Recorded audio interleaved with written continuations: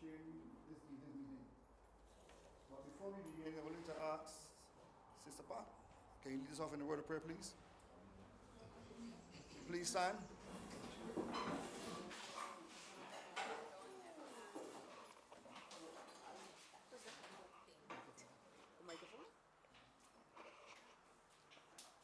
Head bowed. Almighty God, unto whom all hearts be opened, we open ours this afternoon to all the information that shall be coming. We ask that you guide our leaders and open our minds to all that is happening and give us good guidance. This we ask in thy name. Amen. Thank you.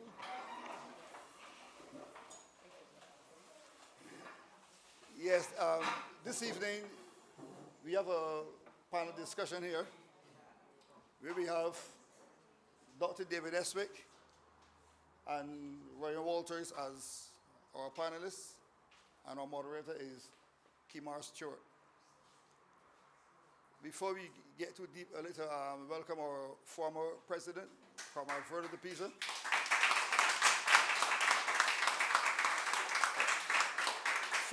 Former General Secretary, Guy St. Mary's,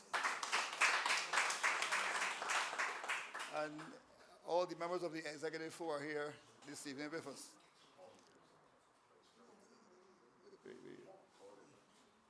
Or Paul Gibson, our first vice president.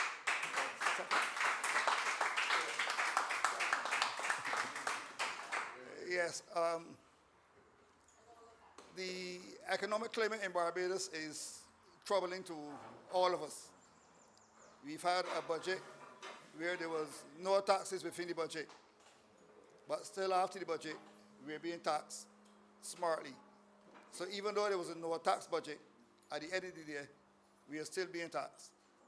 And to deal with that topic this evening will be Comrade Estwick, Walters, and our very young and capable moderator, Kemar Stuart.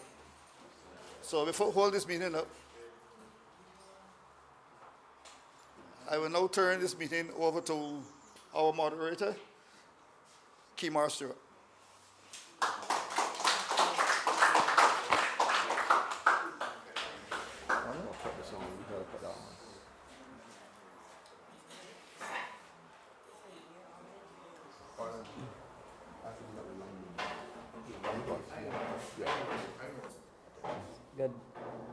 Good afternoon to St. Michael's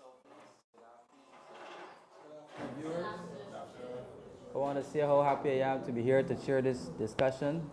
I want to thank St. Michael's Southeast for having me and my colleagues to come here to discuss the Barbados economy.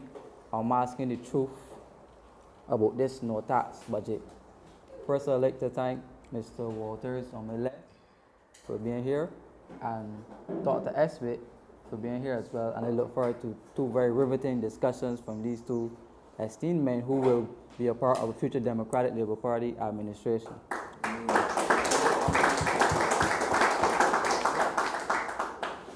So since the ascension of the new government in 2018, Barbados experienced a sweeping regime change in how the Barbados economy and the country functions.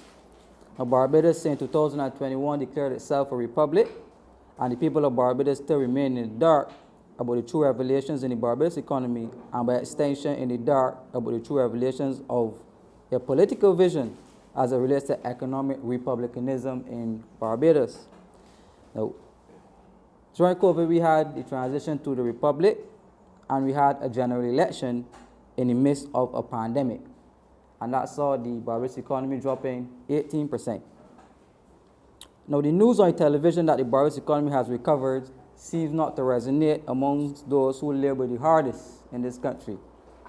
But it does seem to resonate among those persons who have an interest in doctoring the truth to suit being selected and being favored by the new ruler and master class or classes of Barbados. Simply, life has gotten more expensive, both the locals, the tourists, the rich, the poor, and the middle income earners of this country all crying out for relief and protection from the extortion that is the price of living and cost of living crisis in Barbados. Cost of living, we all can relate. So this evening I want to pass the cost of living question over to my colleagues. I want to pass the questions over to my colleagues, but before we do that, they will give a brief presentation, each one of them, as to what their political and economic vision is as it relates to this thing. So the first person up will be Mr. Walters, and I'm asking you to give him a round of applause as he stands.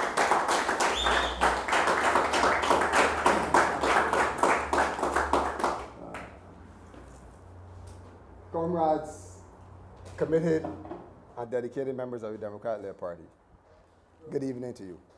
Good evening. Thank you for the invitation to be part of this discussion here this evening. I think this expression of confidence means a lot not only to me, but this panel of gentlemen today.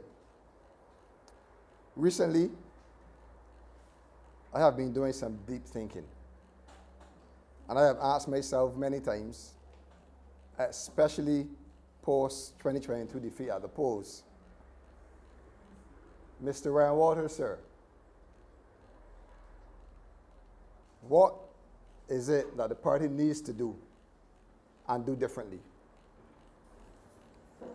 What is the best path back from 2 consecutive 30 loves? Where are we today as a party, and how does that compare to where we were 12 months ago? I'll be listening to many of you, some message directly, phone calls, and some face-to-face conversations. And personally, as you know, in recent times, I have had to defend my own character and commitment to this great party. And over the last 24 hours, I say I have some more defending to do. But I understand that these things will happen from time to time.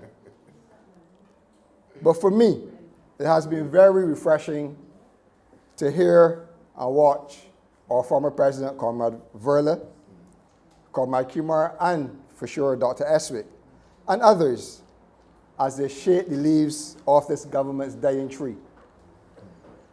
The question is, though, how can we put all these ideas together to deliver a telling blow? I don't have to tell you that there are many difficult and pressing issues that we face in this country.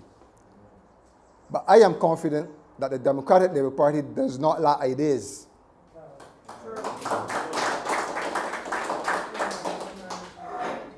I am even more confident that the Democratic Labour Party does not lack experience. But for some reason, we have been unable to put this formula together. What I would say, though, is that with the likes of Comrade Verla, Comrade Estwick, Comrade Kemar, introducing and invoking serious conversation about these topics, I believe that as a party, we are off to a decent start, regardless of what anybody says.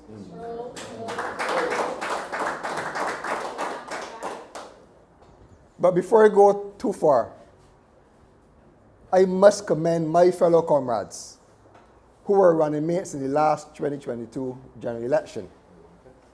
Some came up in short notice, others a little before, to take on the responsibility to fight on behalf of the people of Barbados.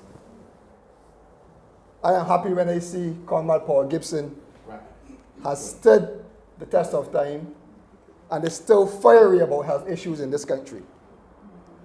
Or other sportsmen, Rashid Belgrave, Comrade Skeet, they should be commended for continuing to participate at the party level, and that speaks to a lot of dedication as well. I know for a fact that others continue to work because we are in contact regular And in many instances, we are in constituencies together, and we are in the public domain as a group, whether politically or otherwise.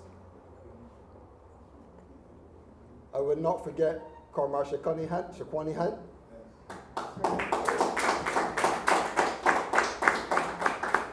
and Comrade Terry Reid, two beautiful young ladies. And they have been carrying the banner for the Young Democrats in recent times. And when called upon, they always show up. And although it's not something that I do too often, I want to single out our Comrade Bob and Comrade Shepherd.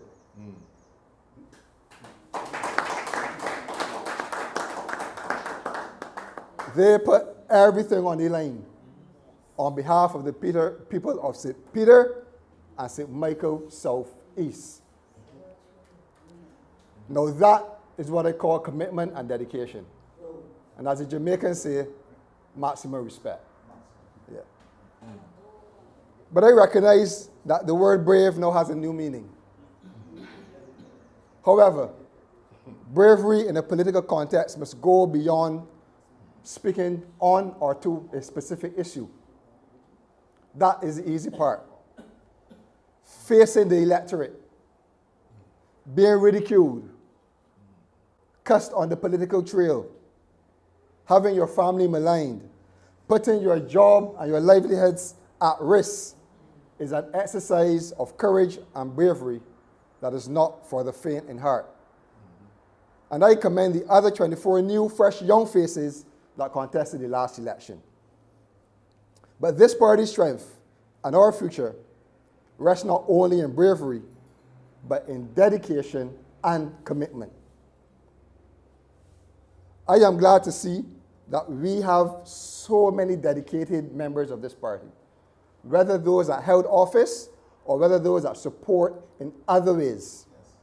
And we can't fit all of you into the picture even if we tried.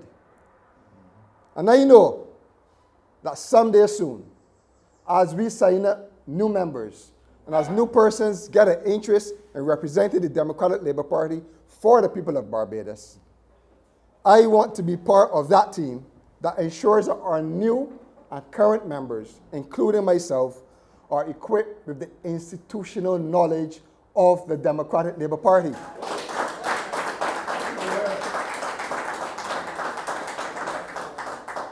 And this is something that our own comrade and former Senator and Minister, Maxine McLean, has been relentless about. In addition, I believe that by now, we should have had strong structures that treats the development of all members, again, myself included, and especially those that want to serve in the House of Parliament. The goal of this political party has always been, and should continue to be, one where we develop our people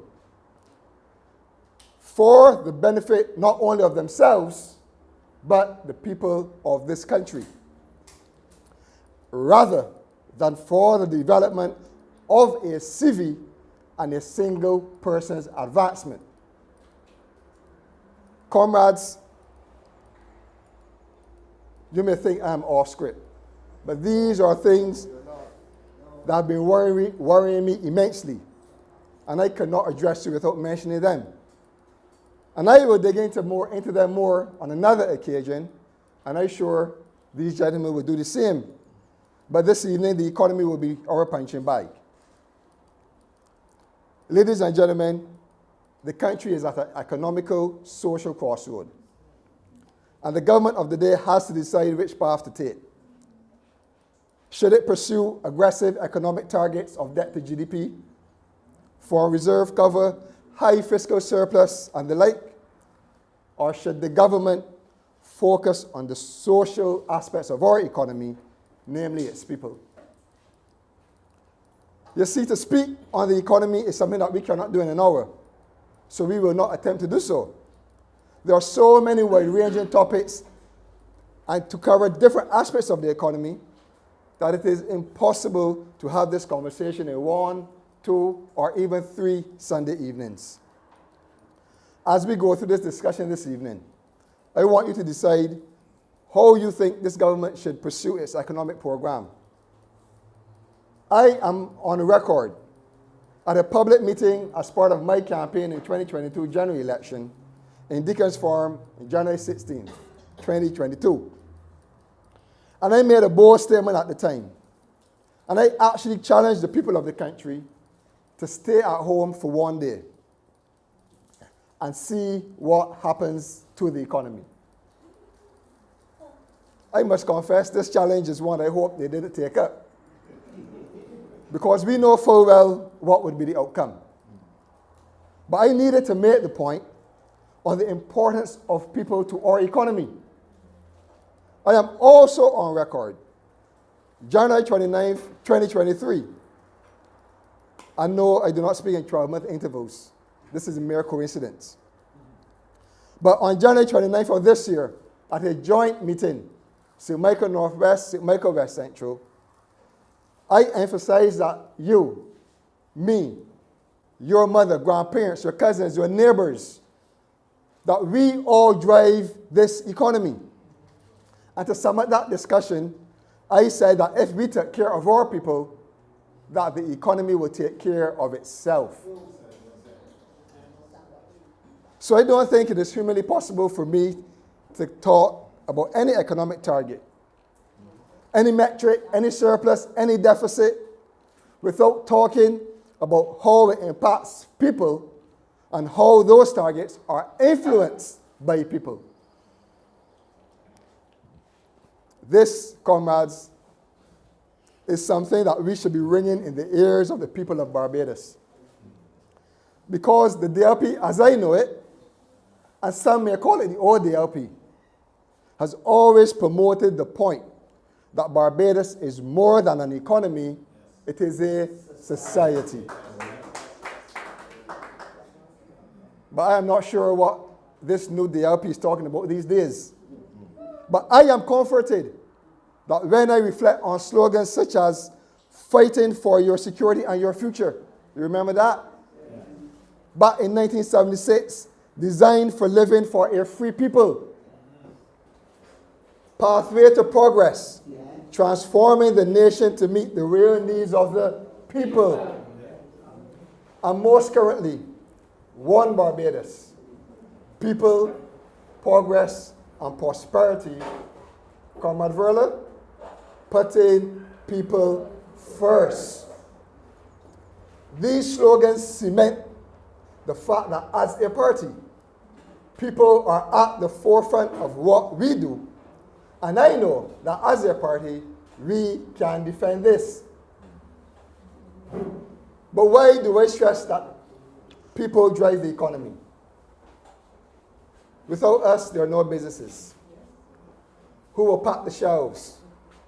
Who will greet you? Who will cash you out? Who will deliver goods? Who will groom you? Who will feed you? You get the point. The business cannot operate because there is no human resource structure. And if there are no employees, there are no income at any level. You have no money to pay for utilities. How do you eat? How do you clothe yourself? How do you manage your households? At the other level, how do businesses make money? Where is the creation of wealth that everyone is seeking? And how does that line up with entrepreneurship? And to go even further, how does that lead to government revenues? How will government be able to afford the much needed social services that we enjoy and depend on? Imagine how much more money this BLP government would have borrowed, but they wouldn't have any problem with it because that is what they do. But imagine how much more money they would have borrowed if people were not contributing significantly to the development of this country. The economy is like a domino effect. Everything affects each other. But don't matter where you look, the common theme across all sectors are you and I. So there's a lot to dig in when we speak about the economy. talking about unemployment is something that gets me excited because I believe that if we do business and if we do entrepreneurship right, and more importantly, if we protect workers, if we incentivize them, if we pay them fairly, I am quite certain that as a country, we will improve the lives of our citizens, we will drive economic activity, and we will be heading to economic metric of full employment. Comrades, as a country, if we are putting legitimate money in the pockets of our citizens, it redounds to the benefit of all. And yes, too, I am a bit shaken when I hear claims coming from the DLP, who's supposed to be the People's Party, questioning the importance of why 50 people being employed in new business ventures is critical to our economy. I would say that every job is important. And I would wonder if that same person who made those remarks did not have an income, how it would affect his family and his household. Some may be more fortunate than others. However, I, Ryan Walters, if I can provide opportunities of one job a day for every constituent in St. Michael Northwest who is looking for a job, to put money in their pockets, food on their tables, to keep the light bill on, keep water coming from their taps, food in their cupboards, the ability to go down the road and buy a fish and chips or a sauce, a beer, a rum and coke. If I could do that for a single soul on a consistent basis in St. Michael Northwest, I would be an extremely proud young man.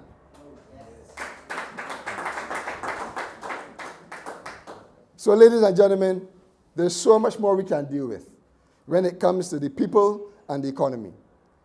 As we continue discussion this afternoon, I await the numbers and the analysis from Dr. Estwick, and let's see how we can tie it in. But I want you to always remember and focus and reflect on the fact that if we take care of our people, the economy will take care of itself. Thank you.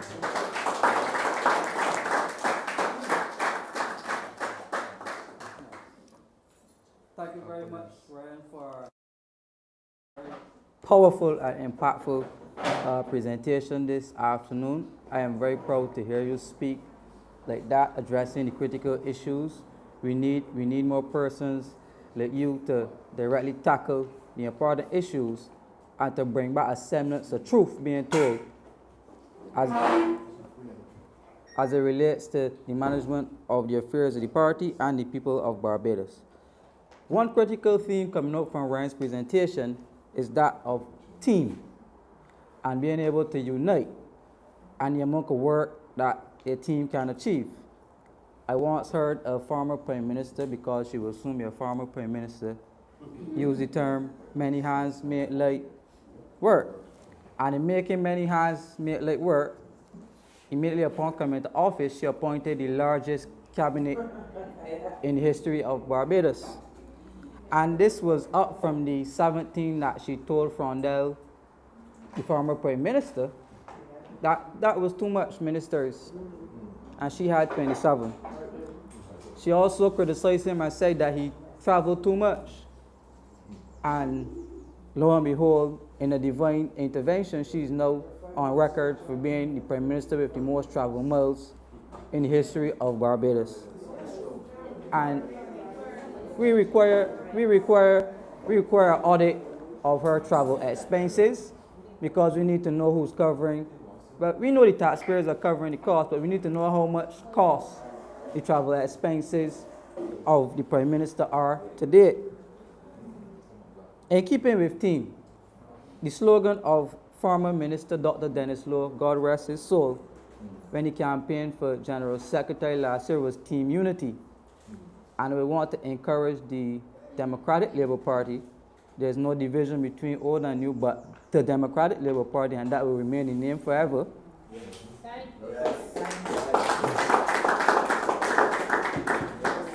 We focus on team. So when the Prime Minister rolled out her heavy economic team, part of that team was her as the Minister of Finance. Then there was Ryan Strong in the Ministry of Finance, a minister in the Ministry of Finance. Then there was Marsha Kettle, a minister in the Ministry of Economic Affairs. There was Dr. Kemar Stuart, and he was the Chief Economic Advisor. There was Professor Avinash Prasad, he was the Special Envoy on Finance and Investments. And there's former IMF employee and economist Dr. Kevin Greenidge as Technical Advisor to the government. And they also had former NIS Director Ian Carrington as the Director of Finance, along with the many other consultants. And that was the most expensive economic team ever in the history of Barbados, and the one who achieved the least results. So a part of our effort this afternoon in the Democratic Labour Party, in keeping with unity and team, we started here to roll out what an economic vision could be like for the future of Barbados. And I would want to pass on to Dr. Estwick to come to give us his presentation as to what the analysis and the policies and the fiscal and the social and the other elements of what goes into creating economic policy. He will explain it given his experience as a former Minister of Economic Affairs, having held other ministries as well. And that speaks to his competence as a man who can go into any ministry really and help it to work. We need workers, and not just people who are qualified to work, but people who can actually do the work.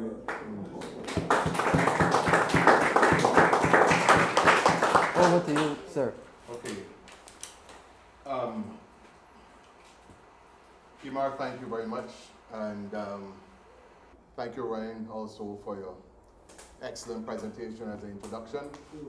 I also want to thank the management of St. Michael Southeast for putting together this program, and also for inviting me personally, and I would think that also inviting both Kemar as well as Ryan to participate in this event.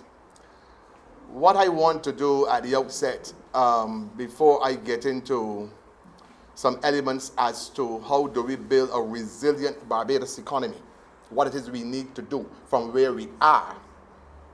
In order to understand that, we must know where we are. You cannot not understand how you got to where you are and not understand where you are in order to know what you need to do to move from where you are to go anywhere.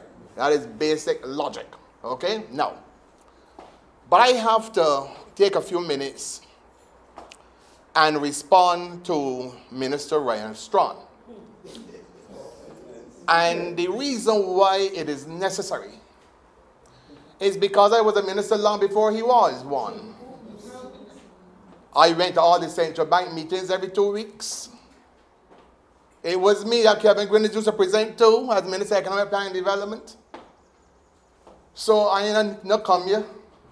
You understand? And I want to say this. I was a spokesperson of finance and economics with the Democratic Labour Party from way back 2003. I ain't no come. I sat across the House of Assembly across from ONC Moarthur on economic battles. I sat across Owen Arthur from Owen Arthur with also Clyde Maskell when he left the Democratic Labour Party after 2005. I also had the responsibility of taking on not only Clyde and Owen Arthur, Anthony Wood, as well as Tyrone Barker, as well as the former minister that came back from Director of Finance that Owen brought back from Europe. You understand? So the point I'm trying to make here is that if there's one thing I would have gathered over the years, would be a practical understanding of economic theory and how economic theory is applied in reality, not chalk and talk economists and economics. The real way economics is utilized to enhance the lives of people in a society. And as a result of that, I am going to respond to Minister Strong because he essentially said that the responses for the Democratic Labour Party were not credible. He essentially said, and I have all the quotations, that he said, he used terms about masquerading economists. And he proceeded to advance certain data that was absolutely false. And that is the reason why I decided I am going to bring the evidence and put it there for you to see. So that when it is put there, he would understand that he can have his own opinion. Even though it may be misguided, but he cannot have his own facts. Now, let me say this.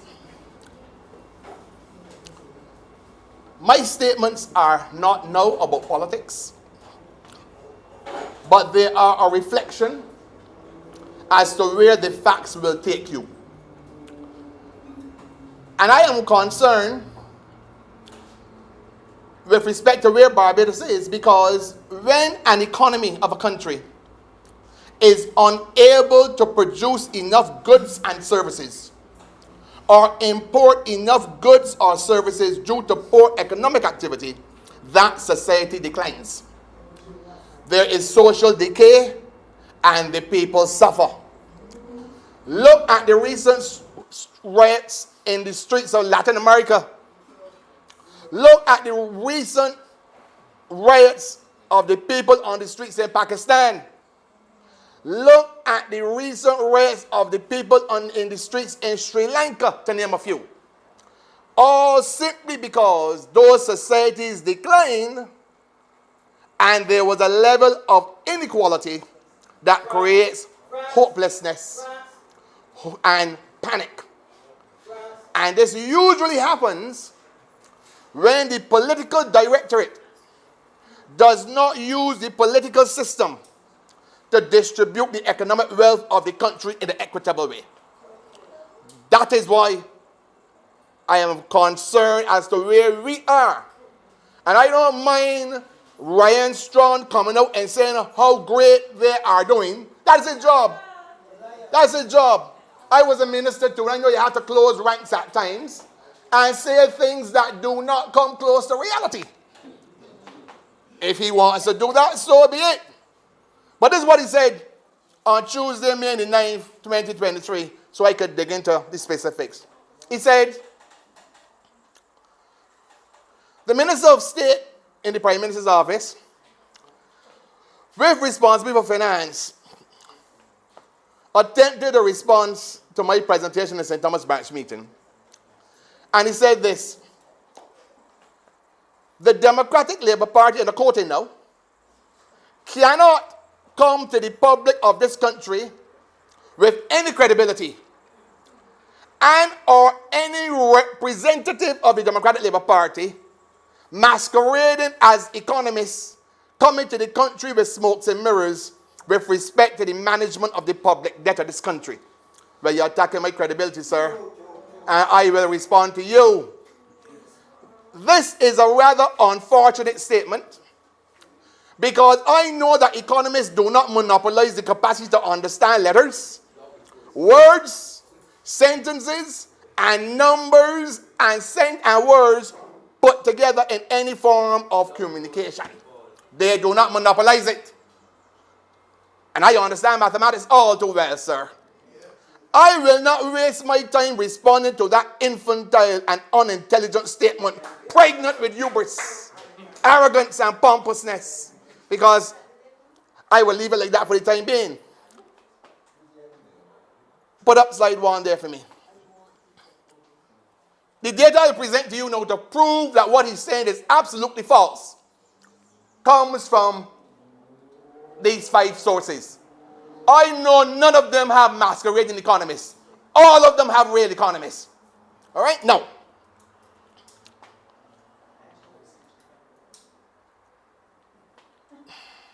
he went on to say, there's the crux now, that the DLP has no moral authority to criticize the BLP about debt. And he said, let me make it clear. We inherited $18 billion in debt. We restructured the debt of $18 billion, which represent 176% of GDP. And he said on to say, at that time in March 2020, just before COVID, they reduced the debt to 119% of GDP or $12.5 billion. Let me say now to the heralded economists, you should have done some research and assimilate the input data before coming to the public arena. First, let me say to Barbadians that the total public sector debt in Barbados by March 31st, 2018 was not 176% of GDP. And the total public sector debt was not $18 billion. Slide 1. There's the Article 4 consultation here. Right? International Monetary Fund. I wish it could have been. The important thing there, I got all the information in my head. All. The fact of the matter is that the International Monetary Fund Article 4 consultation in 2018 and 19 clearly demonstrated that the Barbados total public sector debt was 157% of GDP, not 176%. False. False. In addition, the same information that I have on the screen demonstrates that the total public sector debt in regards to an absolute number was $15.5 billion, not 18, Mr. Strawn. Let me also go further. Go to the other slide. Down. That's the Central Bank of Barbados. The Central Bank of Barbados documents, reports of 2019, report of 2020 also showed that the central government public sector debt of the government at the time in 2018 and 19 was 157% of GDP. And again, the total absolute amount of debt was $15.5 billion. Wrong again, Mr. Strawn. Let me go further. Put up the Central Bank annual report, which is slide 4. Again, 2019, showing the same thing I have just said to you, that the total public sector debt of Barbados was 157% of GDP. And the total absolute debt in terms of numbers was $15.5 billion. You're wrong again, Mr. Strawn. Let me go a little further. Go to slide number 6, which is Standard & Poor's Global Market Intelligence. Standard & Poor's Global Market Intelligence. Push it up a little bit for me, Sana. Push it up. Bring it down. Go the other one. No. Bring it down. I want it. This is the other one. There you go. That's S&P. What is that? At the default in 2018, public debt had increased to what? 157% of GDP. 5 sources to show that what he's saying is false. It was never 176%, and the total amount of public debt was never $18 billion. Do your research and come back again. Look, those are 4 different sources to demonstrate that what the man said was wrong. And once you attack my credibility like that, I will defend myself. Let me also make another statement before we get into other specifics. Because this man, Samuel Fita, believe that the debt that the Democratic Labour Party inherited in 2018, that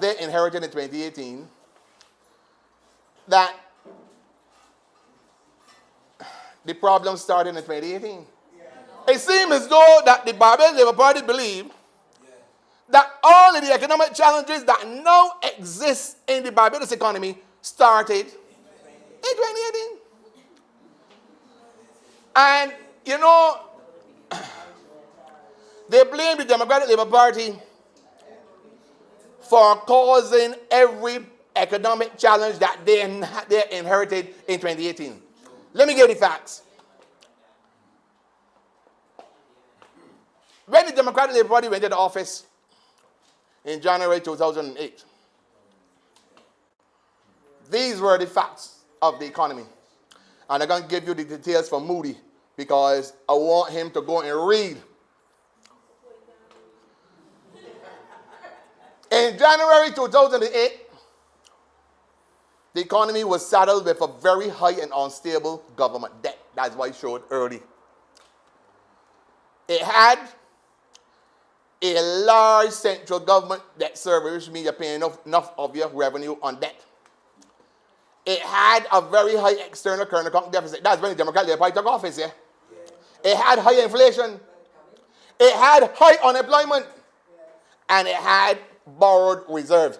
Let me show you what I'm saying here.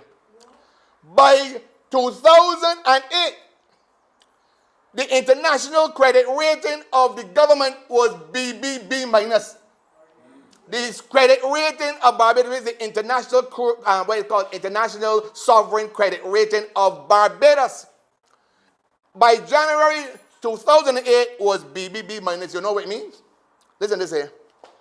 BBB minus means that debt repayment is uncertain. Wow. Speculative. That is what David Thompson inherited. Who was in office then? Ryan Strachan. Who was in office then? And that BBB minus, it means that we did not know whether Barbados is going to repay debt. How we got there? Ryan Strachan.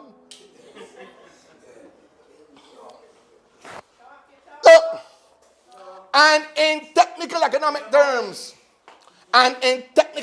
terms, what it means is that the repayment of debt carries high risk and is uncertain.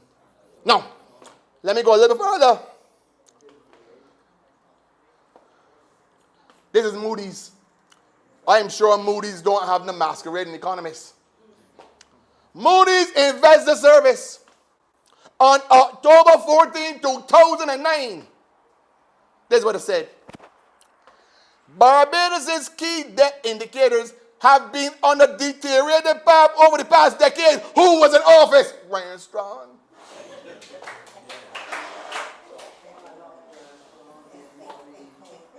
Huh? Moody's went on to say that these key debt metrics have been deteriorating in recent years and now are at levels that compare poorly with other countries in the Baa rating. This is a senior analyst known as Alexandra Alechi. But you know what? She went on further. She said, such deterioration was observed prior to the onset of the global crisis. We came in after the global crisis. Strong. And she went on to suggest that there were structural elements that was causing the problem. And I want to get into some deep economics. We will discuss those things later. Those structural elements in broad economics that cause this problem is having a high fiscal deficit that causes a high debt, and then poor demographics because you don't have the labor variables, and then the fact that the economy was standing on one leg. It was dependent on tourism and international business and foreign reserves. That is really what she's saying. But I like the quote, because we know what we're saying in the Democratic Labour Party. The analyst went on to say, and I quote again, one of the elements is a persistent increase in government expenditure, including those of budget expenditures. These are the expenditures that owe ahead by not putting them in the accounts of the country. What are them? These included expenditures on Dodge Prison, the Judicial Center, the ABC Highway, the new Coast Guard facility. Alexandra Alessi also said, while this massive off-budget financing was going on, listen to this one, the revenue had remained at roughly the same level in terms of GDP. You imagine that? So, in other words, what Moody was saying before the Democratic Labour Party took office was this. Owen was creating a fiscal deficit and debt problem for Barbados. That is what they're saying. You see, that is what I like to read.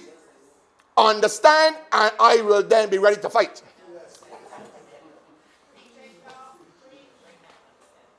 But I ain't done yet. Moody's analysts also spoke to the issue that is now a major concern for Barbados. All of a sudden, it's a major concern. You know what she said? 2009. Listen to this one. In 2009, Alessandra Alessi said, since Moody's last rating in October, in action in 2020 and 2000, Barbados' public debt stock had more than doubled relative to revenue. You understand what she's saying? You understand what she's saying? And then can come in and talk. No. She said the debt stock has more than doubled relative to revenue, which has not increased significantly. You imagine the great economies? Huh? In other words, my friends, there was little or no revenue to pay the debt while the debt was increasing rapidly. Who was in office then? All right? All right? But I ain't done yet. In 2007, Mistress Alessi said, and I quote, given that the government, it means the David Thompson administration, intends to undertake counter-cyclical fiscal policy, that means a stimulus program, from an already weak fiscal position, and considering the anticipated impact of the recession on the debt dynamics, a further worsening of the debt metrics is likely. You see what I'm saying? This is what we faced when we came into office. So the debt problem is start between 2008 and 2018. And it start there. This is the international entities that evaluate economies and then determine your domestic rating and international sovereign credit rating, telling you what the facts were. And I decided I'm going to bring them here today and put them out there for people to understand what the facts are and stop talking rubbish. You understand? Now, this one here, I find incredible.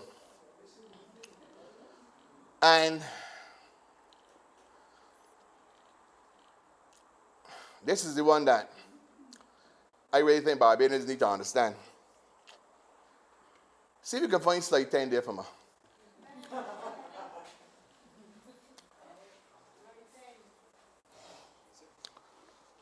No.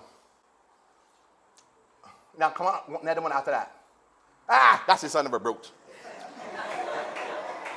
When they were in office and they took over an economy in 1994, the economy was growing at 4.1%.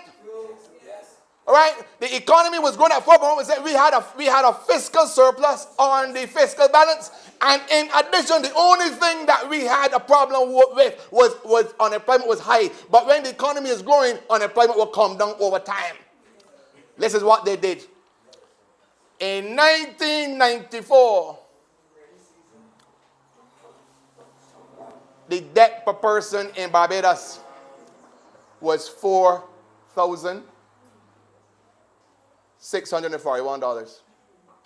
At 1994, yeah? The debt per person was $4,641. When they left, look at the top, how much it was?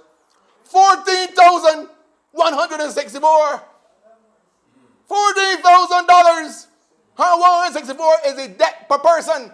And when they came in, it was only $4,164. We went from $4,164 to $14,164.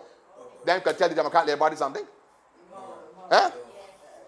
And the explanation I gave to you as to why the Democrat Labour Party ended up with the debt, because the debt was already structured out as Moody's said.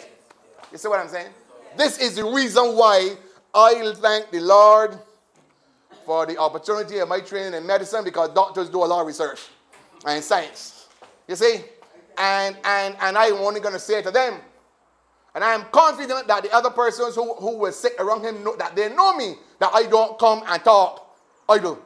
I research first and then I come to talk. Now, let me also then say something here with respect to the matters that Ryan raised. Look. Oh, that is very true, sir. My friend, Comrade Ware Walters. Look, let me break down how the basis of how an economy operates. Okay? An economy has two sides. It has a domestic side, that's what's happening in the economy, and it has an external side.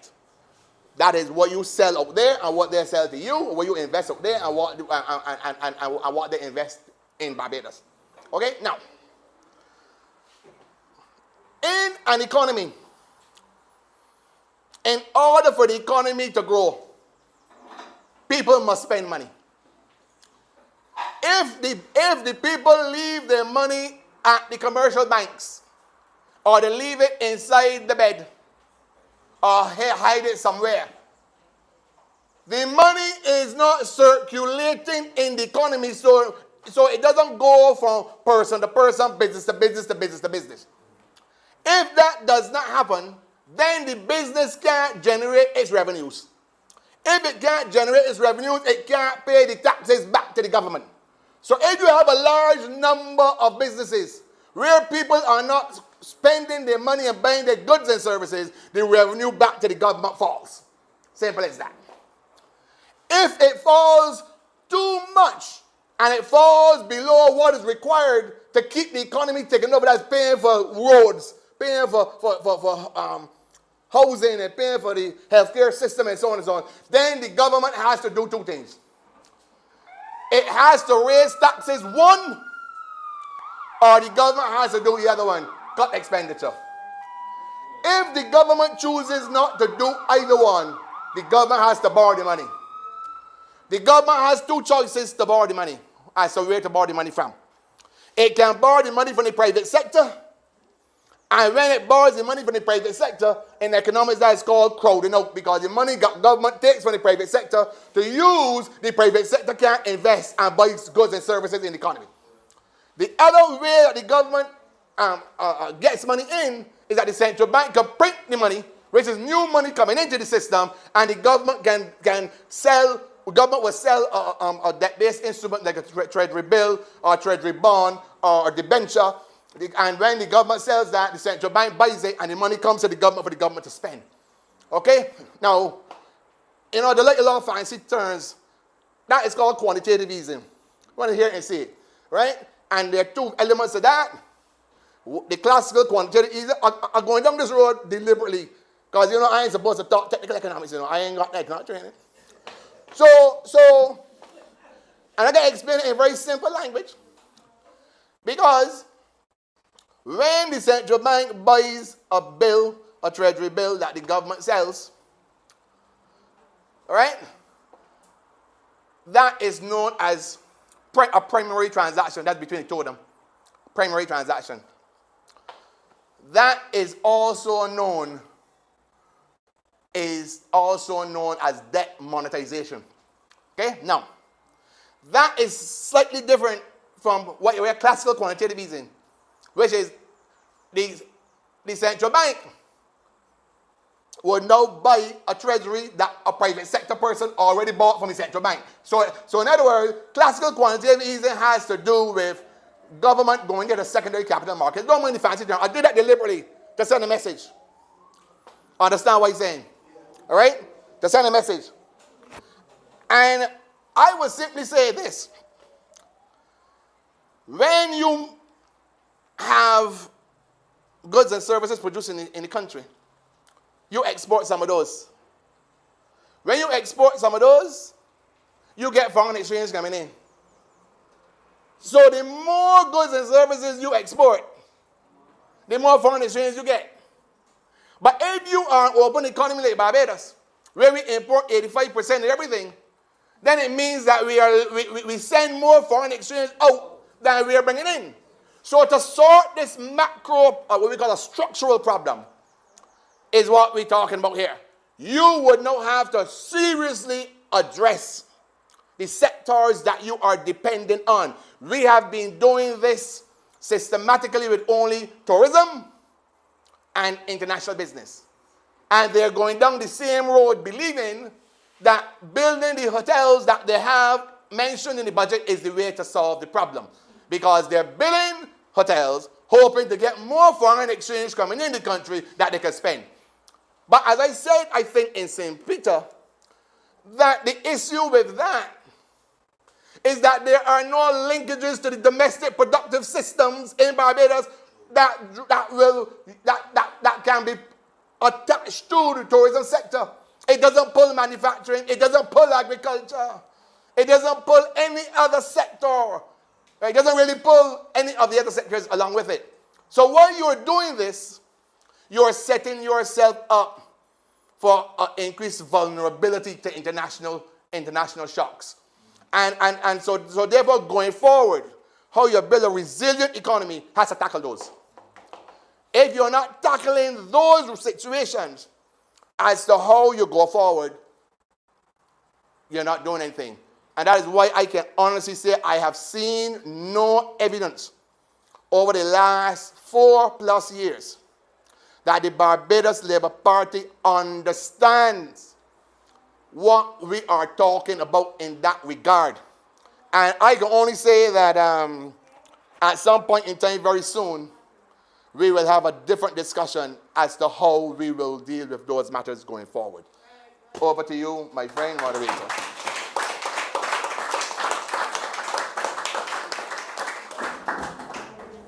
That was such a brilliant speech by a medically trained masquerading economist. It shows that you don't have to be degreed in the area to be skilled. And I want persons to get it in their heads that the way the world is turning nowadays, people require skill and competence and not necessarily paper qualifications. So I want to, again, thank you very much for a very interesting contribution to the economic space. And I want to refer back to Restaurant once more. Now, there have been 2 instances that I would have cited where Restaurant has been operating not so transparent as it relates to the economic affairs of Barbados. Restaurant, in seeking to borrow $200 million from the IADB, had his name attached to a letter on the auspices of a committee that did not meet. And that committee is the Jobs and Investment Committee that was headed by the former Prime Minister Owen Arthur, who has since passed away, and the former Finance Minister from the Democratic Labour Party, who has since gone on to work in Washington. Now, we did not hear anything about that committee meeting. There has been no updates from the Government Information Service about that committee meeting, but still Ryan Strong has written a letter to the IADB seeking to borrow money on the advice of said committee. We wrote an open letter to him, he did not answer, but still he's seeking to castigate masquerading economists. Still he's trying to defend his own economic reputation. Secondly, the issue that you would have raised recently about these government contracts. He's the person who tabled the Procurement Act 2021. And it was his responsibility to ensure that the government contracts were put in place at KIPO since December 2021. And this is 2023. But the professional economist that he is, he was not able to get the job done. And it leaves me and right-thinking Barbadians to think that he is hiding something. Because this is the second time that we had to question how he operates as it relates to the transparency of this government. And the fact that they abandoned that integrity legislation, I have some deeper concerns to raise. But let's move past him. We have some questions that we want to get the panelists to expound upon. Dr. Estwick began to paint the scene as it relates to how Barbados set itself up for a plunge into the IMF program that was signed in 2018, the BERT plan.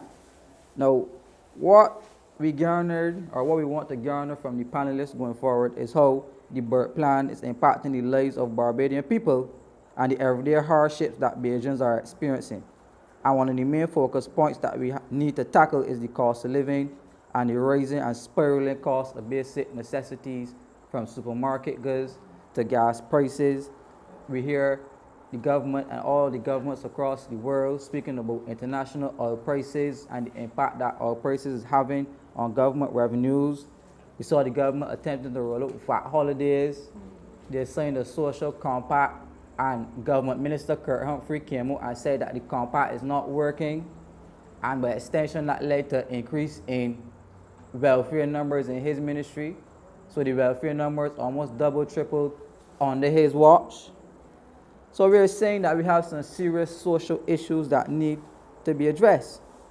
And in listening to both of these gentlemen earlier, if you take the evidence of what they said, is a firm admission that government's fiscal and economic policy is systematically destroying families and disrupting households. And we need targeted economic policies to address those issues. On the other side, where the poor man is getting poor, the businesses are getting VAT write-offs, income tax write-offs, and the government continues to bail out big businesses constantly. What they have for our generation to inherit is debt. So, in light of cost of living, we're going to touch on cost of living first, and then we're going to go on to the debt discussion. So, Ryan, as the person who is the frontal man on discussing cost of living issues in Barbados, what can we say about some of the issues raised earlier? All right. The cost of living issue. We always hear the facade that cost of living increases are imported.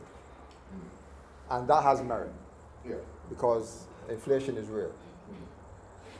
But as a government, you have to make sure that you are putting things in place to buffer the impacts that the inflation on the outside world will have on our country, given predominantly, as Dr. Estwick said, 85% of what we use is imported. But then the government speaks of an inflation dividend, which is that prices rise so high that they are getting excess revenues, money that they did not budget, more money than they budgeted to collect, they are collecting now, because prices continue to rise. And when prices rise, what happens? VAT, customs duties, levies, everything that comes into the country, the government then earns more. So there's opportunity, but to kind of curb that, you can estimate it, you can calculate it, you can forecast it. What they are doing is that they are giving you temporary relief every 2 or 3 months. On the crop over weekend coming up, the compact, the consumer compact with the private sector will come to an end. So when everybody walking up and checking down, prices could very well be going up in the supermarket. The conversation around that time will not be focused in on cost of living. It can be all lyric singing and all this thing. You understand? That will happen. In September, the VAT on the prices, the VAT on the electricity have to be reviewed again. The VAT on the cap on the fuel has to be reviewed again. So it's that you're pushing the can down the road and you're using temporary solutions to fix very permanent problems. It makes no sense. If you are getting inflation since 2018, if I'm correct, is about 23.9%. And if we extrapolate, that could well be almost 30% by end this year. So imagine the amount of money that the government is making when normally inflation is around 3% on average. So they're making extreme amount of money.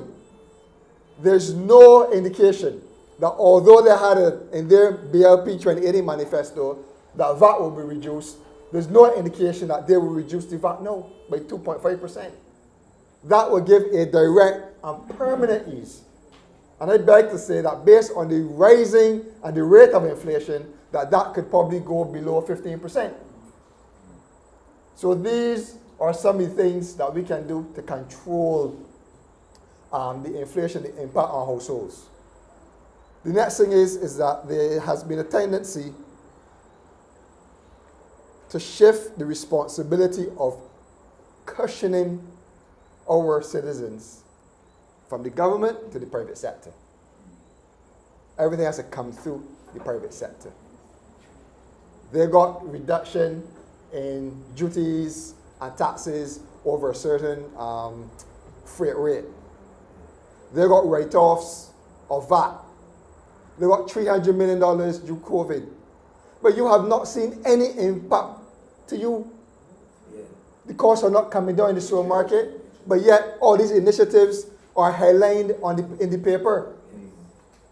So the government needs not to shift the burden of responsibility to the private sector, but they need to control in a meaningful way through direct taxation and those things, the limit, the increase of the impact of international inflation on the consumers of Barbados. And that's how I think that we can start the discussion. Doc, you want to contribute here, or you want to?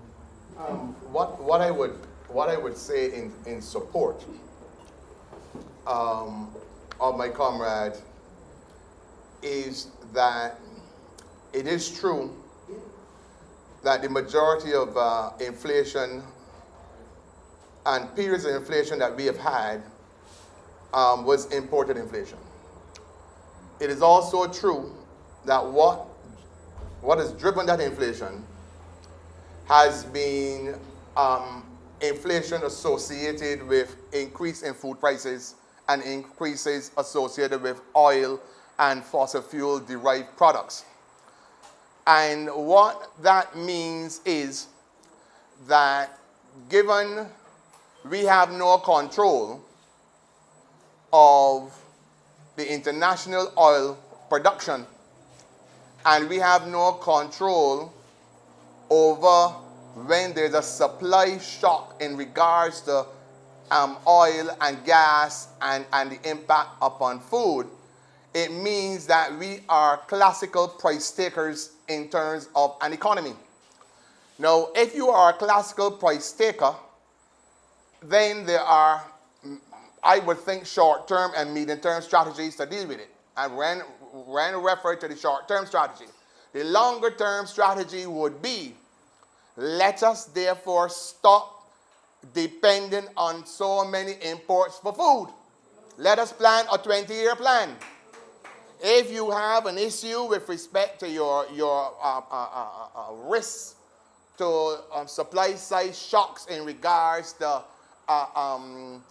fossil fuels and fossil fuel products, you plan for that. And that is why I think it was former Prime Minister Kemar Stuart said that he was the one who carried through Parliament the bill with respect to renewable energy. You see, these are plans that you have to have 10 and 15 years down the road because you know what your issues are. You have to plan for them. Now, the other element in regards now to the short term in support of Ryan's position is this. What is going on now? We went through in 2008-9. We went through also in the 80s. We went through in the 70s. What I'm saying is this happens over and over and so on. What I would do to concur with Ryan's position is to understand that the Central Bank of Barbados can play a more meaningful role in stabilizing prices in the country. Let me explain what I mean. Ryan is absolutely correct. Prices move in regards to the imports at the level of the CIF, cost, insurance, and freight. We don't in any way have any impact on what the cost, insurance, and freight is of any product that comes through the port. What happens, however, is when that product comes through the port, then on top of that, you have your duties, and you may have excise tax, and you may have that. So if the bottom end, which is the cost, insurance, and freight is increasing, well, then all those increase as well. And the government revenue, as Ryan indicated, is going to also increase as well. My thinking, therefore, is this. If we know that is the case, for me, it is quite clear from your balance of payments data. Because you have an idea what is the absolute value of the total amount of imports that you bring on an annual basis. You know what they are. You know what they are in every sector. Because the economy is growing rapidly like that. The population is expanding rapidly like that. So you can plan, therefore, how you can mitigate that over time. So that when you decrease, for example, the imports that Ryan said, you can bring down VAT, you can bring down excise tax, you can bring down duties. But government doesn't want to do that. Because I said earlier, they need the revenue. I am simply saying that if the revenue is X, for the period of time, I can borrow that money from the central bank and move the product through at the same price. That is how you stabilize it over the long term. And you can get that money from the central bank over a treasury note or a debenture over a long period of time. That is how I think one can manage it in a structured way. And to be able to handle this violent fluctuation and volatility of prices. You go in the supermarket today, you buy an item, it's $20. Go back next week, it is $34. You cannot plan your expenditure in that way. And then again, because you don't control how the prices are moving, the other problem that you have is that wages are not moving close along with the price increases. Now, when that happens, and I can speak directly to what is happening now, inflation on average year on year for 2022-23 was 8.5%. That means that prices have gone up by 8.5% between fiscal year 2021-2022. But note this. That means the value of the dollar has been reduced by the same percentage. But a government comes into office and is boasting about giving a 3.5% wage increase. But you're not giving close in any way to the rising increase in prices that people have to face on a day-to-day basis when they go in the supermarket. And that is the reason why, in the discussion that we are having here, that you have to consider what is the impact on the average man. How is he surviving on a day-to-day basis? How can I take that pressure off of those people? And as a result of that, it means that you have to understand the dynamics of inflation. And then you have to determine how to put a structure in place on a sustained way to deal with it. I don't think the haphazard way, as Ryan indicated, the government is dealing with it, is the right way to deal with it. I don't believe that. Well, thank you very much, gentlemen. No, you said some very important things. And I want to ask, the debt situation in Barbados, I personally believe that is alarming. I'm sure many of the people here this evening think that the debt of Barbados is alarming. Many noted economists have suggested that the debt is alarming. Professor Michael Howard, Yes. Anthony Wood, Carlos Ford, they all agree that the debt situation of Barbados is almost treacherous. There's one economist, however, that does not agree that the debt is too high. And well, let me not say that, but he said, and I want to quote this economist, that he does not consider it a challenge in relation to growth and recovery. That is the debt levels of Barbados. And he said in terms of accessing the government's borrowing, he focuses on two things. One, he looks at net borrowing, because we tend to comment on the amount of debt that has been borrowed, and what is often not commented on is the amount of debt that has been paid down, he contended. Now, as far as I know, Barbados is set to repay $827 million to the IMF by 2027. Professor Michael Howard agreed that this is unrealistic. I agree that it's unrealistic. And I'm sure any thinking Barbadian can agree that it's unrealistic. So I have a concern with this economist who is a UE professor who said that he does not necessarily think that the debt situation in Barbados is a challenge as it relates to the growth recovery of Barbados. And that professor is Dr. Justin Robinson. Now I will ask you gentlemen, did we overborrow too much between 2018 and 2023?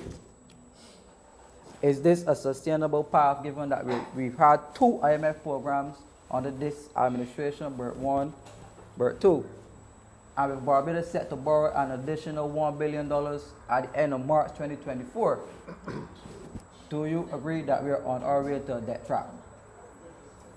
Tell that first.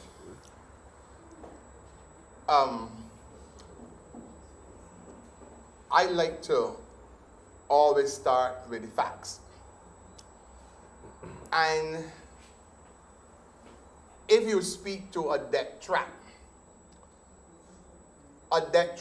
really, by definition, is that the rate of growth of interest payments is happening at a faster rate than economic growth is occurring. So in other words, your GDP growth rate is less than the rate of interest you have to pay on your debt. If you're in that situation, you've got a problem. Okay, now, I will concur that we have a serious problem on the agenda and on the horizon going forward. Why? The reason is, as I said, that look at the external side of the economy, which is, look at it, it's got your balance of payments. Okay? Don't mind the fancy terms, it's easy to understand. It is a simple matter of inflows versus outflows. Inflows of money versus outflows of money. That's basically how it is set. And you got so you got a capital account and you got something called a financial account. Don't be getting them specific details at this stage. Okay? Now, I can tell you that in 2019,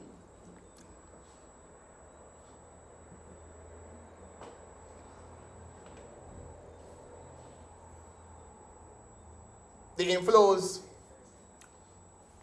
were 4.8 billion and the outflows were 5.4 billion. Which one larger? I can tell you in 2020, the inflows were 3.5 billion and the outflows were 4 billion. Which one larger? I can tell you that in 2021, the inflows were 3.6 billion and the outflows were 4.7 billion. Which one larger? I'm trying to show the trend. The trend, understand what I'm saying? The trend.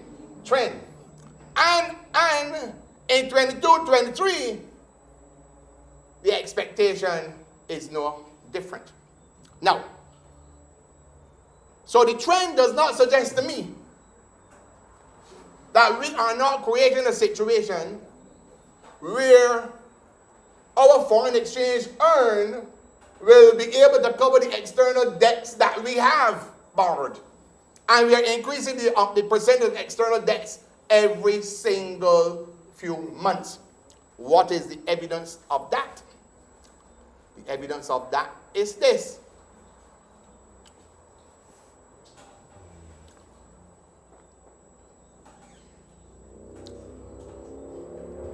The external debt of the country in 2019-20 was 18% of GDP. That's after the debt restructuring. You know where it is? 22-23, 46%. Again, the trend. And while that is happening, your inflows still less than your outflows. You see the picture I'm painting? Don't mind all that fancy talk, right? The facts are the facts, and the facts don't lie. The facts don't lie. There's another one I think is important to explain what my friend Kemar has said. And the best way for me to explain this is this way.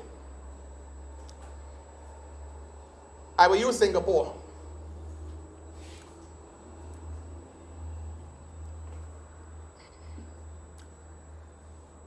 For every $1 that is circulating in the economy in Singapore, $1. It is backed by $1 in foreign exchange. So if the total amount of money in Singapore is let's say it's 14 billion, it got 14 billion in reserve, a 101. Now,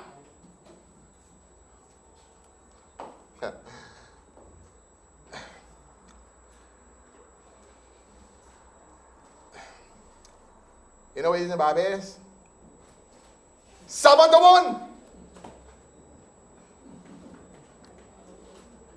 7 to 1.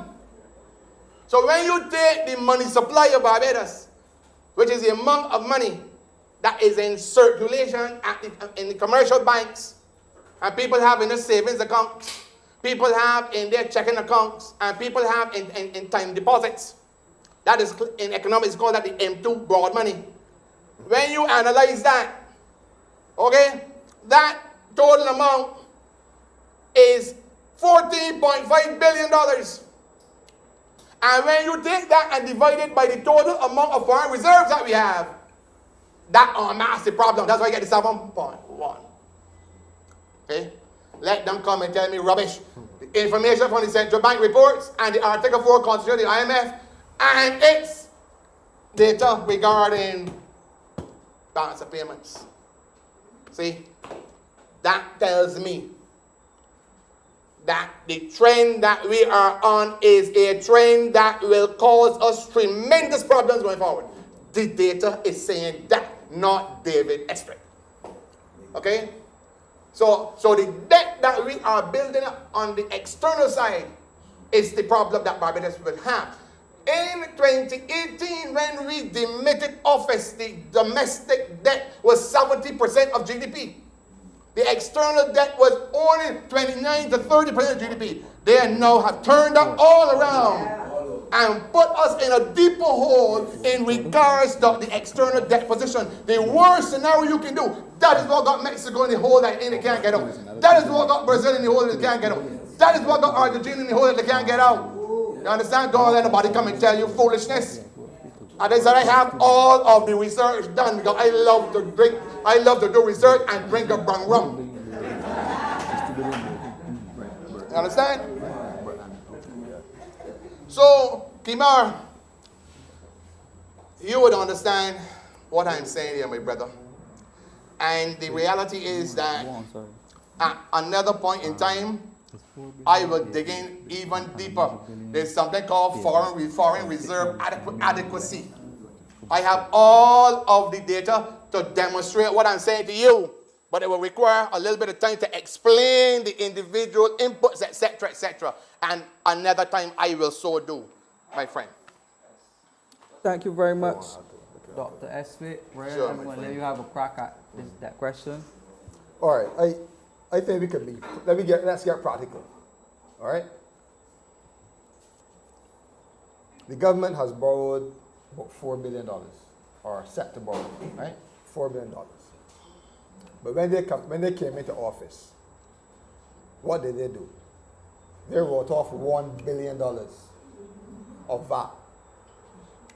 Yeah. When you go into the supermarket, Yeah. and you pay your VAT, with some calculation, the businesses are supposed to pass that over to the government. They did not make any attempt to retrieve the money. They did not make any attempt. They wrote off $1 billion. That's $1 billion less that we would have had to borrow. When they came into office, they removed the NSRL. And remember the conversation I had with you earlier. Some will make you believe that the NSRL should reduce prices in the supermarket because it is a tax at the port for the importers. Mm-hmm. But did the prices in the supermarket go down? No. Over a 5-year period, the NSRL would have collected at least $1 billion. So they gave away $1 billion in NSRL and $1 billion in people in your money in VAT. That's $2 billion less than we would have had to borrow. So management of money Agreed.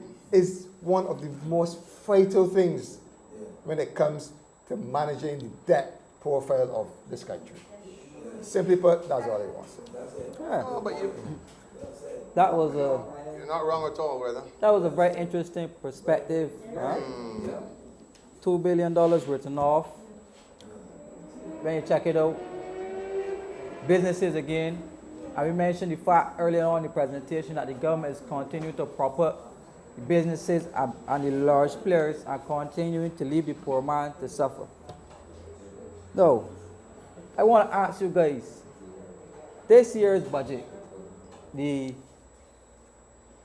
Prime Minister came out and said that we're having no taxes. And all of the parliamentarians got up and they put people on the gallows who came across. And when we had one government minister saying, we have Chicken Little, oh, the sky is falling. They said that we were going to have taxes and we have no taxes. But as far as I know, we had over 30 taxes in BERT. And this BERT program saw the implementation of the highest levels of taxation ever in the history of Barbados. And we are paying more every day to live than before 2018. And people are smiling, me cares for me to pay more. Right? So I am asking you guys, the panelists, in this year's no tax budget, because we didn't receive any upfront taxes, but any trained person could tell you that upfront does not necessarily mean back end. So I want to understand, and the members and the audience want to understand what is really happening in terms of this no tax budget, what's really happening in terms of future taxation of the people, if we expect any taxes to come along the way, how do you see the reform of the, and I just wanted to stick to the specific topic in terms of the reform in the SOEs, and do we see any impending taxes coming on using the hospital? Speaking about education reform, so do you see any levies or fees coming on in terms of education? Do we see levies and fees coming on in terms of tourism, because they tax the Airbnb, they tax all of the tourism services? So, and these are indirect taxes, and that's the direction the government went since 2018. Indirect taxation on your consumption, and not necessarily upfront taxation, because they reduce corporate tax rates to the lowest, one of the lowest rates in the world. So if you have a corporate taxation rate that's considerably lower than your personal income tax rate, what are you really saying to the people, and what can we understand by a no tax budget?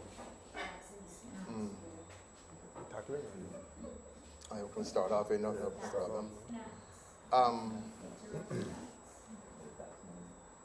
What I would say to that, Kemar, is this: that the government, in that regard, retaxation, is like a man far out heading to St. Vincent in a dinghy with a hole in it. They can try to kick the can down the road for as long as they want to, but the chickens will come home to roost.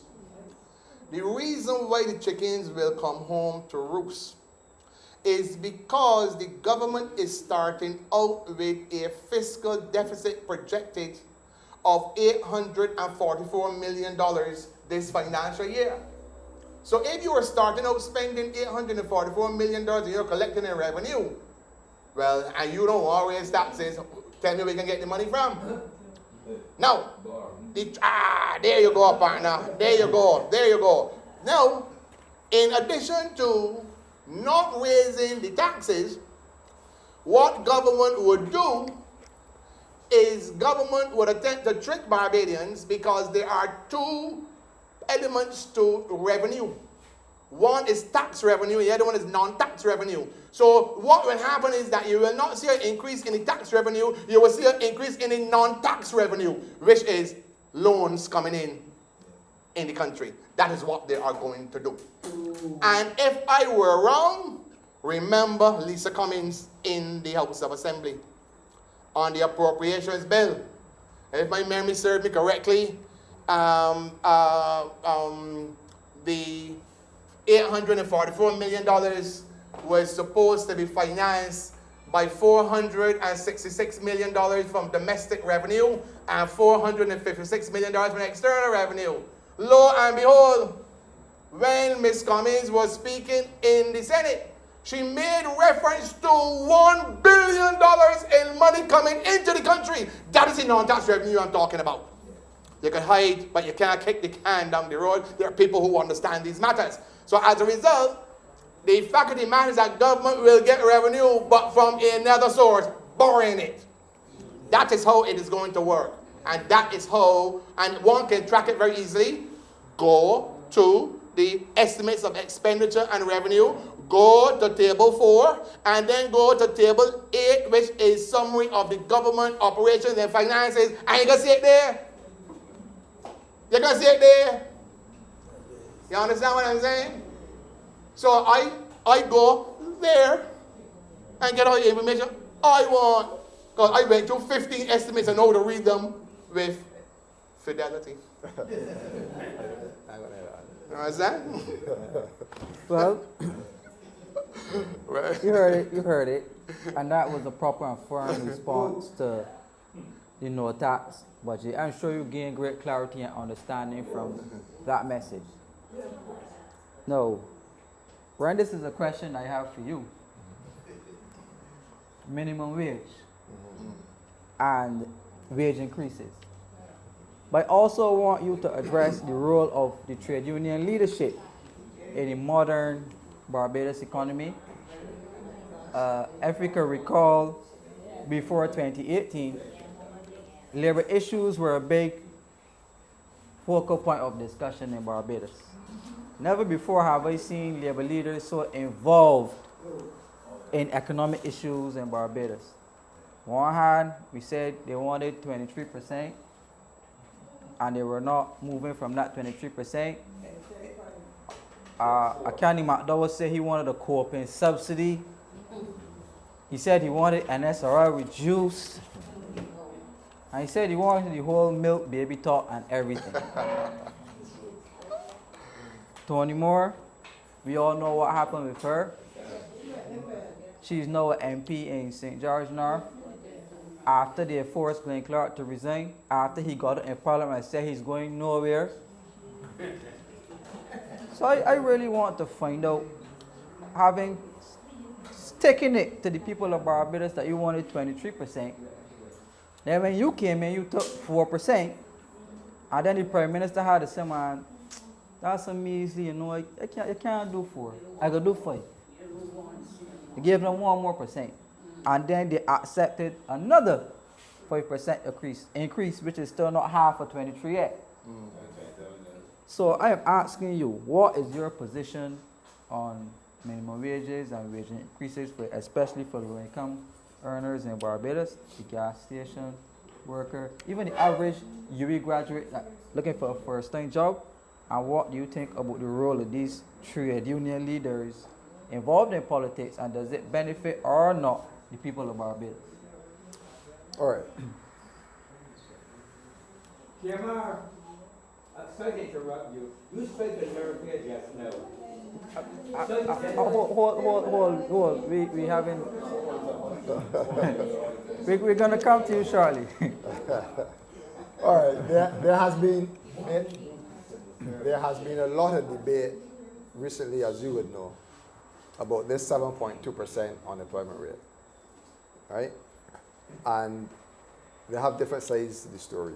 Some people believe it's not true, as what other people, and others have postured the fact that, you know, the working population has been reducing over the years, and that has been based on some numerical data as presented by the economists. But if the national insurance, if unemployment is 7.2%, it means that a lot of people in Barbados are working. Right? It actually means that you have 92% of 131,000 people working. We got a lot of employment. Where is the national insurance scheme with all this employment? Are the numbers flowing into national insurance representative of a workforce with an unemployment rate of 7.2%? The government pledged to put 146 million, I think, in national insurance. Right. Over a few periods. And again, as I keep talking about, I'm a business, so we got to manage what resources we have. We can't always go bar. We got to manage what you have. And when the government made that announcement that they're going to put approximately $150 million into the national insurance, and they think they started to put this money in, it tells them that they're on the wrong track, and they don't really understand how they should kind of pump money, refinance the national insurance. The national insurance earns money by people working. About 11 or odd percent comes out from you, 12 plus come out from the employer.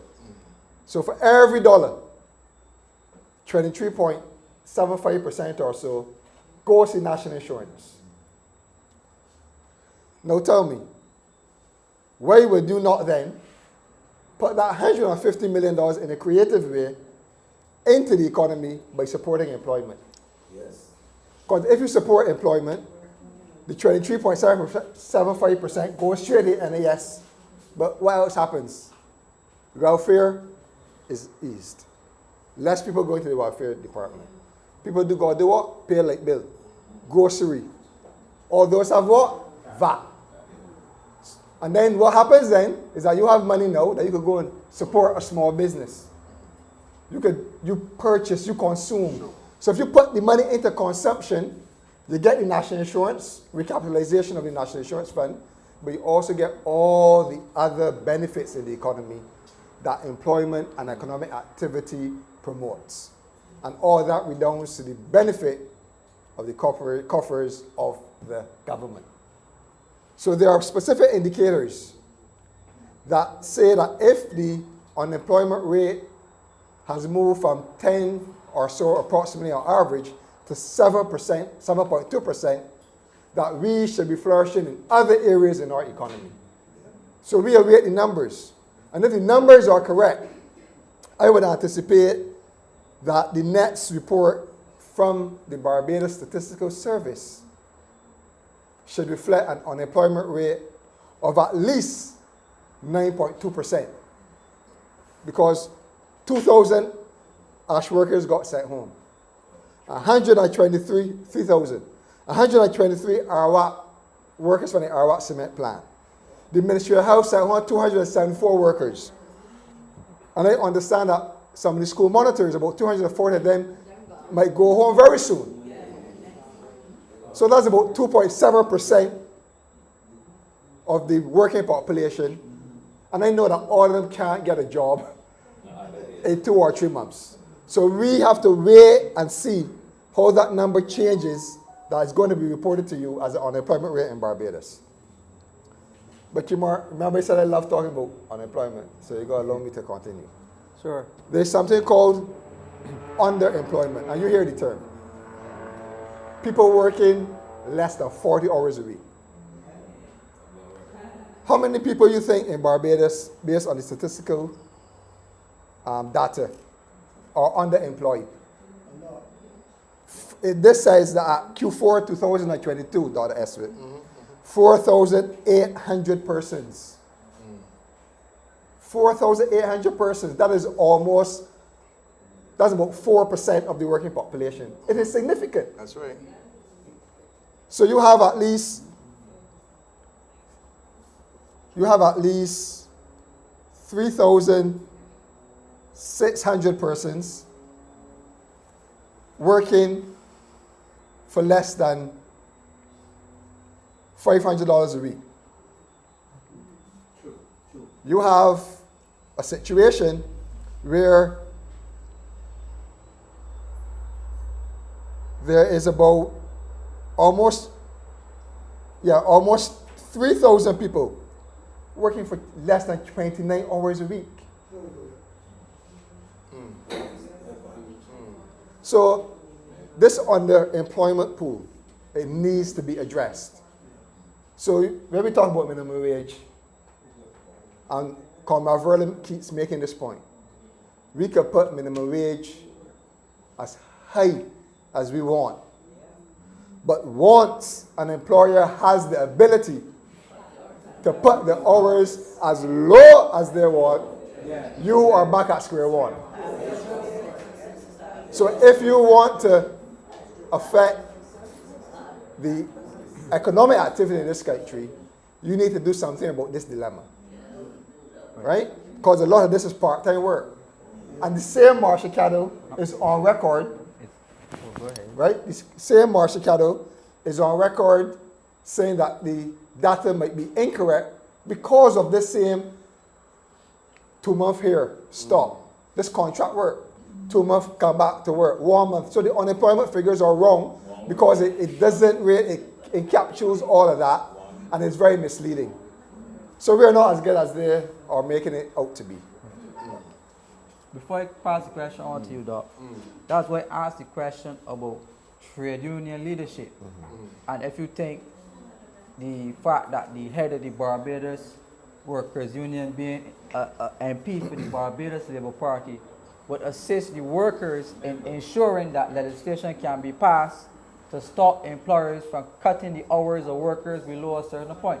Guarantee employment in the economy to say, well, look, there's a specific amount of hours that a worker can work per week or whatever to guarantee a specific level of income in every person who quote unquote has a job.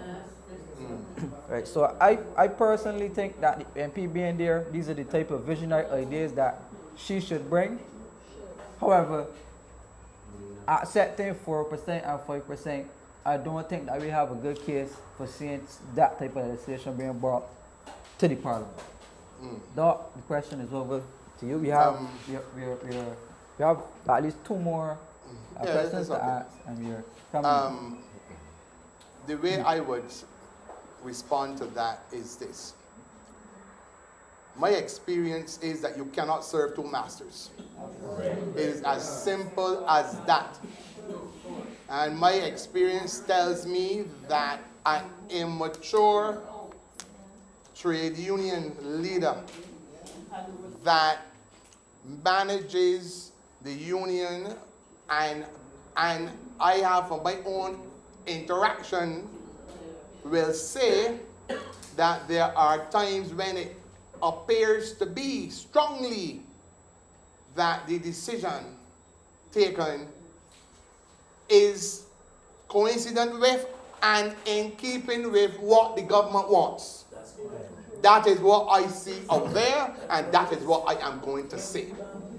Now, in regards to the matter of minimum wage, I think Ryan is correct. The other element there that relates to matters of unemployment and how the figures are linked. For me, I explain those 2 connections this way.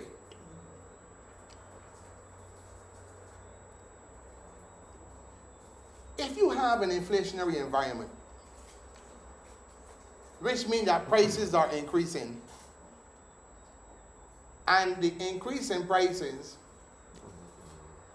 is putting pressure on your employees to be able to take care of themselves and the family, well, then the business has a social responsibility to consider increasing the salary and wages of those employees. So therefore, if you say you're going to increase it, but we're going to bring it to a minimum, that minimum has to be a minimum that is flexible enough to take into consideration what is happening in regards to the inflation in the country for that particular period of time. So you cannot tell me you have me a salary of $500 a week, But inflation is raging at such where I cannot feed myself and my family. Well, I have to come to you as a boss man. As a boss man, I need a raise. So what I'm basically saying, it is the price increases that drive wage increases. That is basically what I'm saying.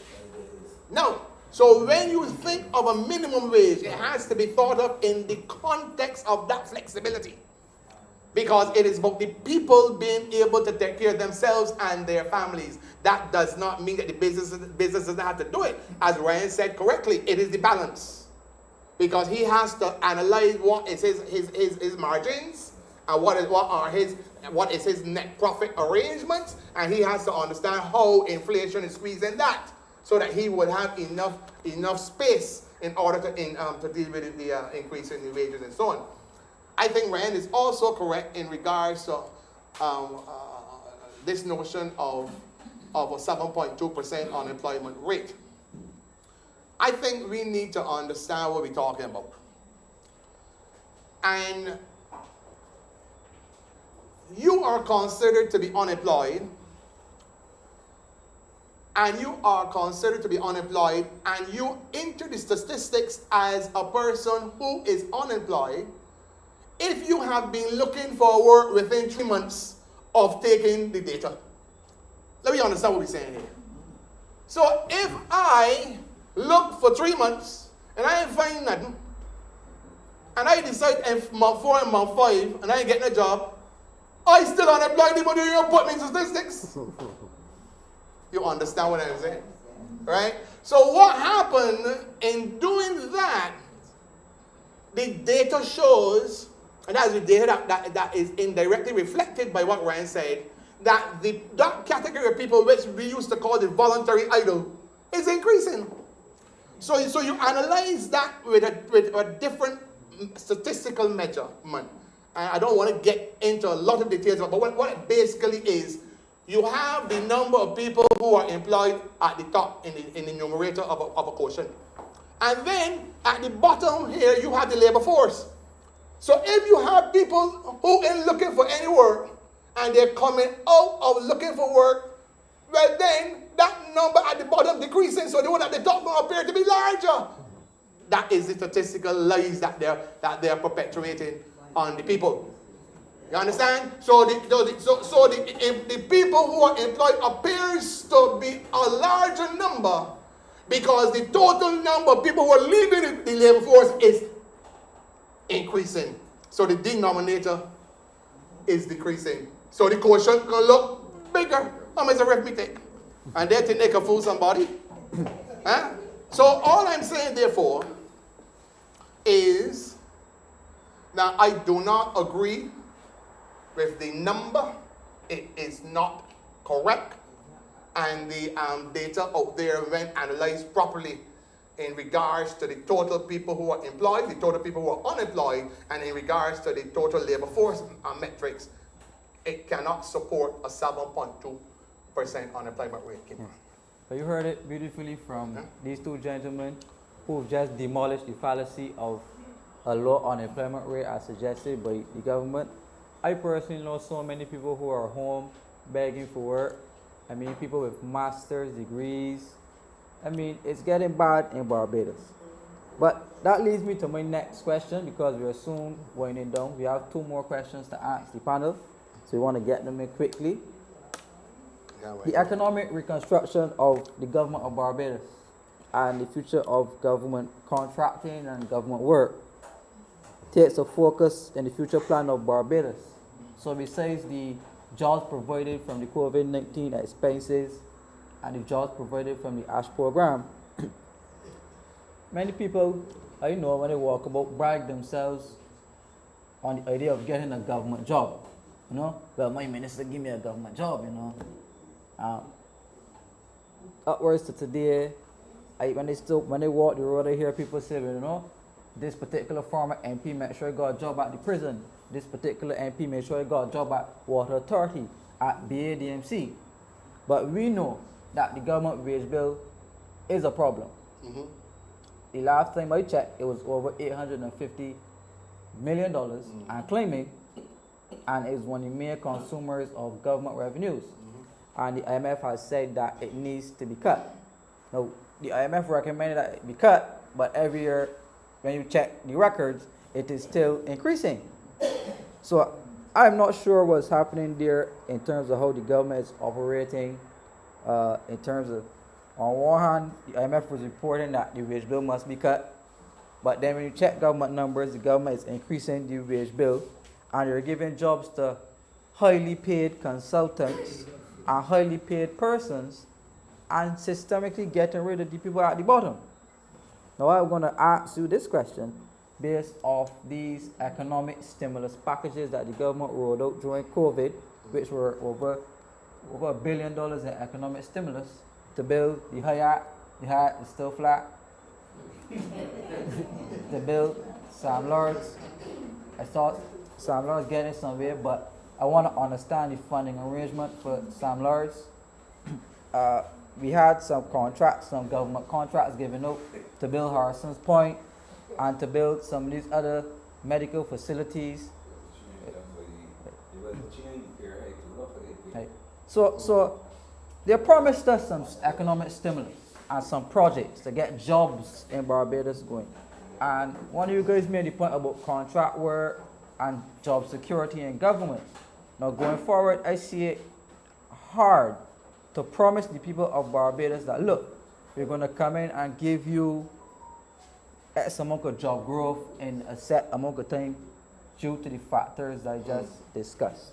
So what do you guys think about the state-owned enterprise reform under the auspices of the IMF work program? It was also included in the Prime Minister's budget that we're undergoing state-owned enterprise reform. We have the Barbados Water Authority, where some scope has been placed on that for possible privatization. And we know that the Grantley Adams International Airport is set to be leased out for close to 40 years. And upwards to now, we do not have any idea of the company that the airport is going to be leased to. May I ask this question in terms of job security and employment for the people of Barbados? So can you guys paint some clarity? Yeah, okay, so look, I will respond this way. When we hear reform, the word reform, we assume the outcome will be job loss, especially as it relates to government. But be reminded that in coming to office, the government laid off about 1,500 workers in October. Within 6 months, they have 1,500 people on the bread line, right?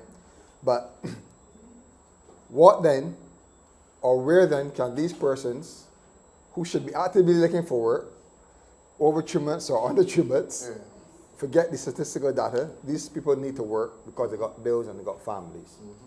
What then do they do? We are not growing.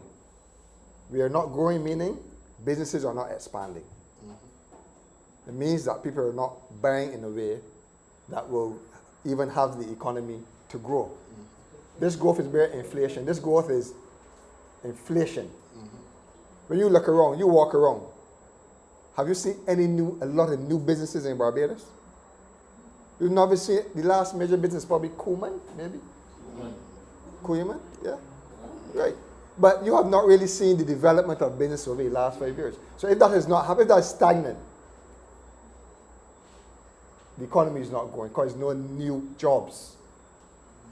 So for the government to be effective in any reform policy, on the other side, they can create problems if they don't have a plan to create economic activity, to grow the economy, that will then balance out the employment, balance out the increase in revenue, and so forth, so that at the end of the day, this comes back to people. The ability for people to get it, pay the bill, get it to market, and support their families. So that is how I answer that question from that perspective. And that actually proves the fact that there really is no growth in Barbados. Because when you look around, nothing is happening in terms of infrastructure, business development, expansion, and then that means that no new jobs are being created in the economy. Over to you, Doc. What is there to see after the pomp and pageantry?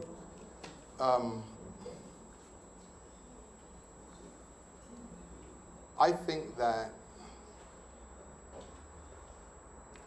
one needs to make a reference very early to the head of the BHTA recently, who was speaking about challenges finding labor to work back in the hotel sector post-COVID. That was the major sector that grows the economy. Now, I start there because if that is not growing to grow the economy, where the growth is going to come from, where the jobs are going to come from, the evidence as to where the jobs are going to come from is here. Wages and salaries plus NIS contributions in 2019-20 was $616 million. You know what it is projected in 2020-24? $864 million. See who's supplying the employment? Government. Government.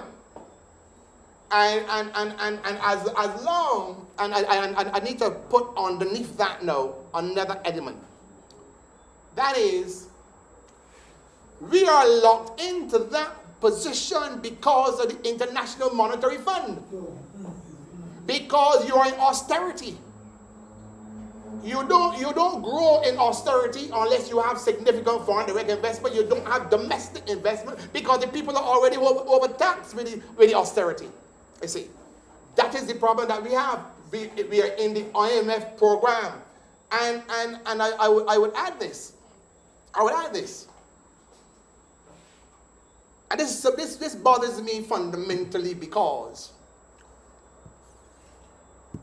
it is a challenge that small developing countries, not just in the region, but Latin America and in Africa, those countries have always faced this issue.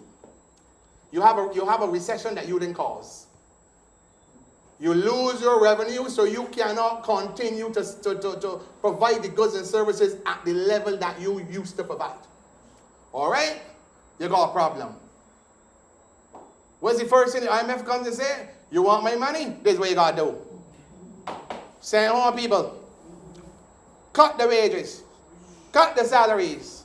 Cut the pension. And then, or restructure the SOEs, which essentially means three variables, which are, one, send home people from them as well, because they got to reduce the transfers and subsidies that they get. Then they have something called cost recovery. You have to now pay more for services, so your bus fare can go up. And we already saw the water rates going up. We already saw the garbage and storage tax. All of the other services from government will also go up. This is what the IMF does not seem to appreciate. And this, for me, is fundamental and ideological. That is, the reason why small developing countries usually get locked in to having to provide the wages and salaries and the jobs is because the private sector side of the economy is too small. And as a result of that, it is where the country is in regards to its level of development. So if the country was developed and had much larger private sector, then government doesn't have to provide the employment. So what happens is that every single cycle, you are told to do this by the IMF to get their money, and you keep going around in a circle all the time. Every 8 years, wrong you go. This is the problem. This is the problem. You never solve the problem. The problem is that you need to do exactly what you need to grow the economy. You need to expand the economy by creating new services. Expand the services you have. And in particular, be targeted on those services that earn foreign exchange, because that is our primary limitation in regards to reducing how much imports and so on that we can say, look, we can substitute by the domestic production side. Without that understood, whenever there's a recession, we go around in a circle all the time. I went back and studied this by almost every country in the world from the 70s. Same old thing over and over and over. And if I were wrong, I would always remember this. I had this discussion with the former Prime Minister, late Owen Arthur. And I remember Sir Courtney, I think our first St. Domingue governor, he warned the Prime Minister that he thought that when we came out of the 1990, we were in the 1991 challenge, that the government should not be the engine of economic development and the engine to drive employment. You know what happened? And I remember to say, so Courtney said to him, you should have reduced the employment in the public sector via attrition. That is what he said. He said what you should do is every single year target 1,000 persons not to have those posts refilled. So over 10 years, at 1,000 per year, you would have reduced by 10,000. Lo and behold, ONC MacArthur did not listen. And by 1994, when we went through the restructuring crisis of the stabilization program in the early 90s, we had to send home people, maybe 8%. We had to send home people, and we reduced employment in the public service from 28% to 18%. That number is indelibly ingrained in my brain. And because he did not listen, by 2007, not following Sir Courtney, you know what was the employment in the public service? It went up by 5,600 persons. Back up to 31%. This is what we're talking about here. So unless you understand how to deal with the structure of the economy and how you manage your loans and your borrowings towards creating the sectors to pull you up the hole, you cannot get out. Because whenever you get in a problem, the IMF carry around the circus roller all the time, and you cannot get out of it because you have to use their money to survive. Right? That's how I would say that, Kemar. Well, thank you very much, Doc. We have one more question. We have to keep it short because we want to take some questions. That is fine, but I ain't got nowhere to go.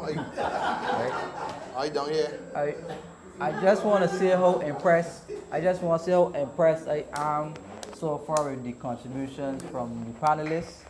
There's some excellent contributions. What I will say is that at university they do fail you for plagiarism. Yeah. So I don't want persons to just plagiarize and not credit, but to give the Julie gentlemen their credit for doing their hard work. And it's not a good thing to just steal people's ideas to try to implement them. Part of what the Barbados Labour Party's trick and trade is, still try to implement, mess it up, can't get it implement, and then have to sneak behind the back and ask the same person who they stole it from, you can kind of help me here behind the scenes. And we are seeing a lot of that in other places as well. So, last question, guys, and we're going to keep this one short. The National Insurance Scheme. We had actuary Derek Osborne, and again, this is the change in the economic structures that I'm speaking about, where a person who is not elected, who's just an actuary, has been made to face public scrutiny as it relates to a reform program at the NAS. The minister responsible did not face as much scrutiny as an independent actuary hired by the government had to face. The ministers of finance, the directors of the NAS, none of the like. I called into a brass tacks program when Senator Ronald Adams, who assisted in the debt restructuring, he was the deputy chairman of the NAS, who helped to advise the restructuring of the NAS. And the NAS lost over $1 billion in the 2018 restructuring. And the government still has not replenished the NAS upwards to the date. And they still have not replenished the central bank as well, who lost another $1 billion. I once asked Kevin Greenidge at a forum at the Hilton how the central bank is going to repay that money. And his response was that, we could just pay that out our retained earnings. He was not the governor then. I want to ask him that same question, know that he's the governor, if he would give me that same response. But not to move off track, NAS. How did the NAS get in this position? And we want to understand how the debt restructuring destroyed the NAS. And my question here really is, how can you have analysis, the economic analysis done on the NAS in the middle of a pandemic where claims are through the roof and where persons are joined on the NAS and you choose to do an actuarial review? I don't know what you expect to see, if you expect to see good performing numbers in the midst of a pandemic. So I want to understand from you guys, what do you think about the NAS right now? Short and sweet. All right, I can let Doc be more technical. Look, we just spoke about the dependency on different sectors and how it impacts each other. We just went how the size of the economy not growing, how that impacts the fact that we don't have job placements for people that are actually looking for work, how it affects the government having to employ these persons. National insurance is the same thing. Everything goes into national insurance. National insurance is funded and fueled by employment. So look, at the end of the day, we need people to work, and we need businesses to be compliant so that the fund is replenished. As I said before, Kemar, there's no economic value in just throwing money into the NAS in terms of depositing it there, when you could put money to drive employment in the private sector and start transitioning to that economic activity in terms of in the private sector that is going to give you a more sustainable approach to keeping the NAS going. Without even speaking about if the age of retirement should be extended, etc. I mean, those are questions that we have to really look at and analyze numbers and see what we are up against. But the reality is that we need to create new jobs so that the NAS can have new funds.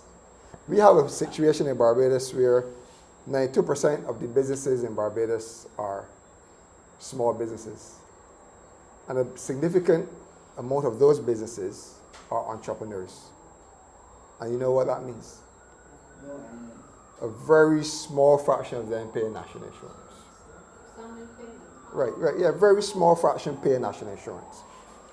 In the whole midst of COVID, when you would think that there could have been some level of maturity by the government to kind of reset and carve out a space where they can make sure that these persons get some benefits and are encouraged to contribute to such a program. Because the reality is the government still had to support them. You can't leave your citizens out there in a time of crisis. But if they didn't have the maturity to say, look, we have to create a space for you, that there's some benefit, there's a sickness benefit, even if there's a limitation, there's an unemployment benefit, there's something, because there's too much money on the outside, not only outside the NAS, but the outside the coverage of the Barbados Revenue Authority. And you have seen no effort from the part of the government to create what I would call an entrepreneurial economy that will encourage people to get involved in a legitimate way, not only to sustain their businesses, but to grow their businesses as well. So you will see very often that they will tell you how much the tourism sector contributes, manufacturing, the bigger players in the industry. But they cannot tell you how much hairdressers is contribute and barbers is contribute. But you'll be shocked to see how much 92% of the business contribute to this economy. And without them, we have no economy, right? From the small shops to middle-sized businesses. Those are what are driving our economy. So I answer that way. Put money into national insurance by driving unemployment, creating that entrepreneurial economy that has been so long sought after by those hard-working entrepreneurs. Luckily, Justin Robinson spoke about creating an entrepreneurship economy. So we're definitely on the right track. Doc? Over to you. After me. To take up from when the entrepreneurial economy has two facets to it. That is, it can be driven by a state-led economy, and it can be driven by private sector-led. It is a matter of which one, what is the mix that you want. I believe that small developing countries, given what we just spoke to with the unemployment side, needs to concentrate very heavily on the private sector side led of the economy. And I think that Ryan is correct. There could be innovative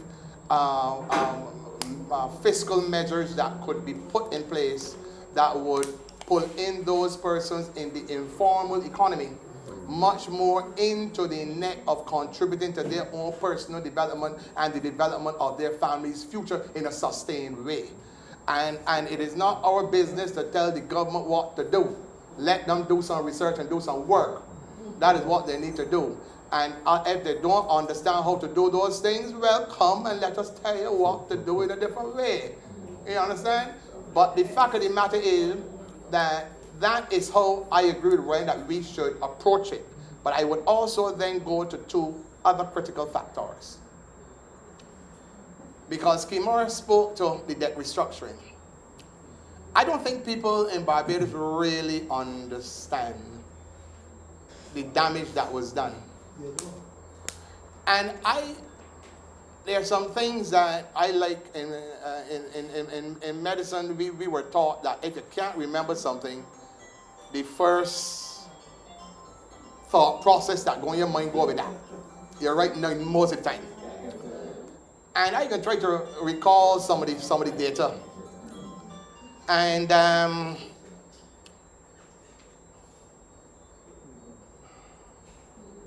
in 2018-19, prior to the debt restructuring exercise, the NIS had assets to the tune of between 3.6 and $3.8 billion. And they lost $1.6 billion in the debt restructuring exercise in terms of their assets. That is the treasury bills and the other treasury notes, etc., that the NIS would have bought from the government. And if my memory serves me correctly, you are talking about the NIS losing they lose 1.6 from 3.8, is that right? Yeah. Close to 2.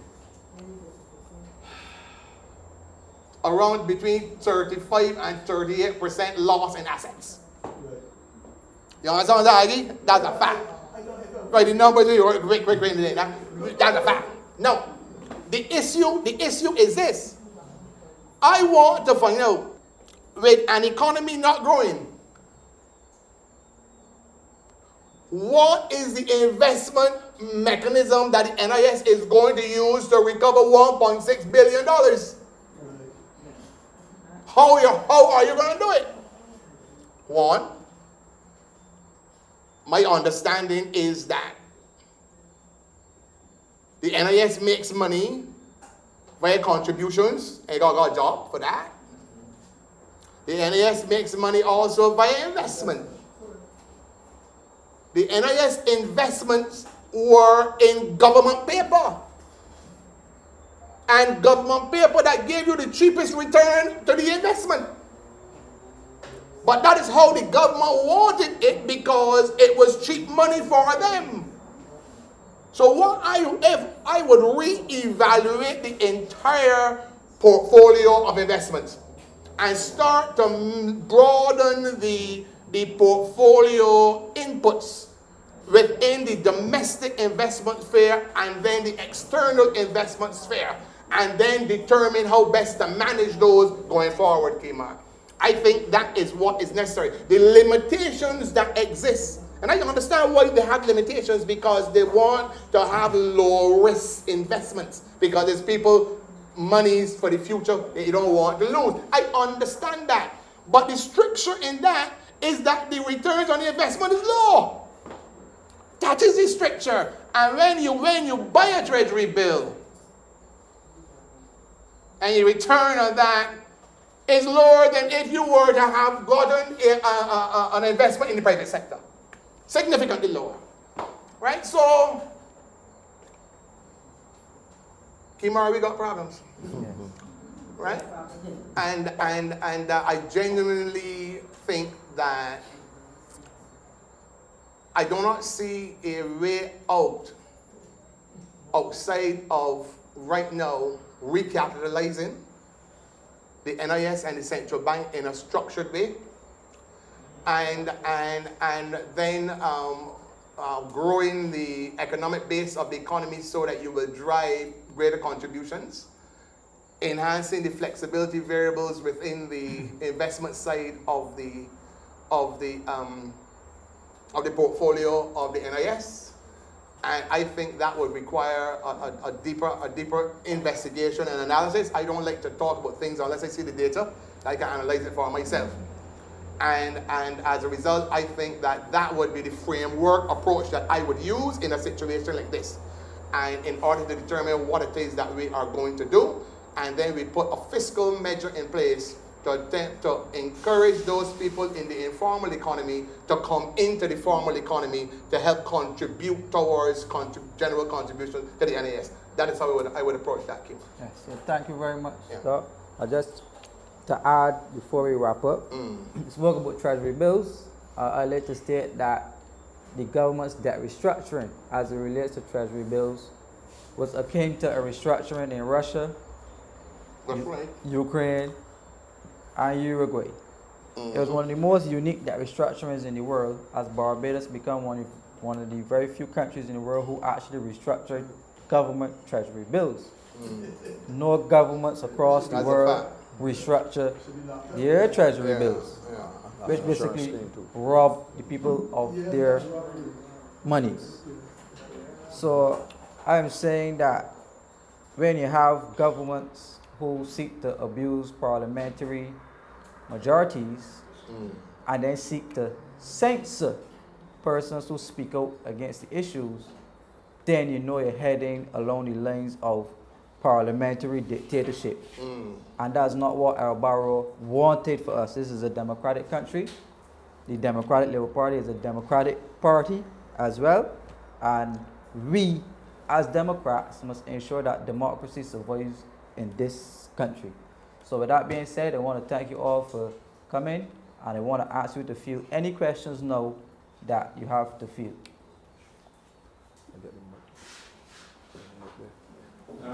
Considering Wait, there's a mic. Pass the mic. So the people at the screen, the people on the videography.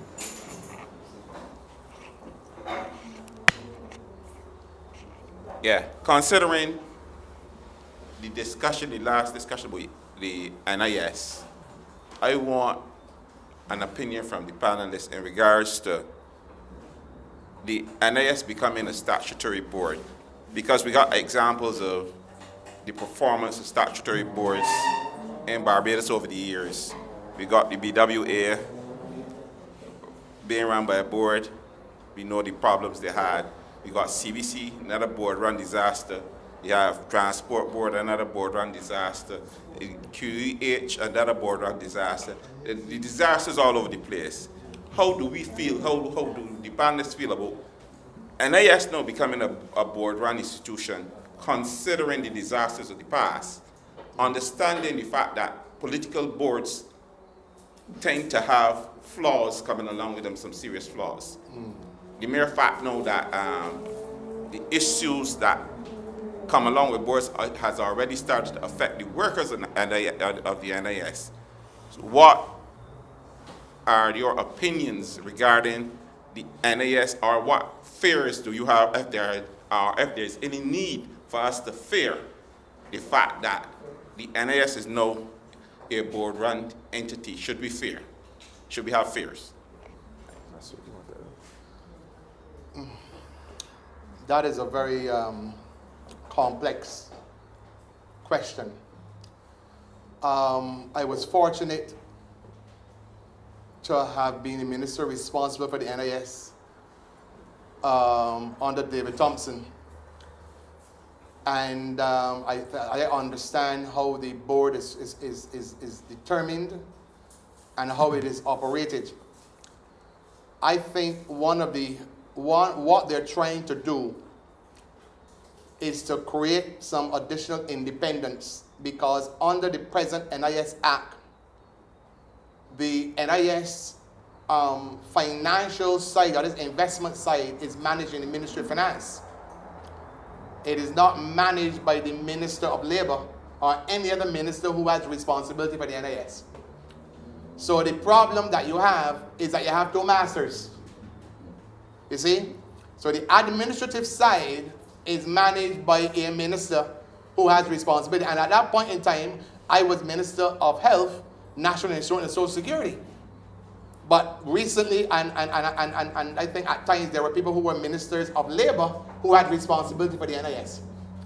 But that does not give you the authority as a minister on paper, because the Act gives the Ministry of Finance responsibility for managing the funds on the investment side of things. Now, so I have to wait now to see what it is they're really going to do. You understand?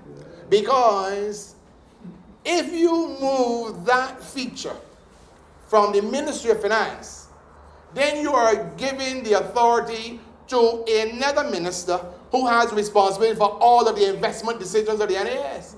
Do you really believe that the Prime Minister was under her belt? I don't necessarily believe that.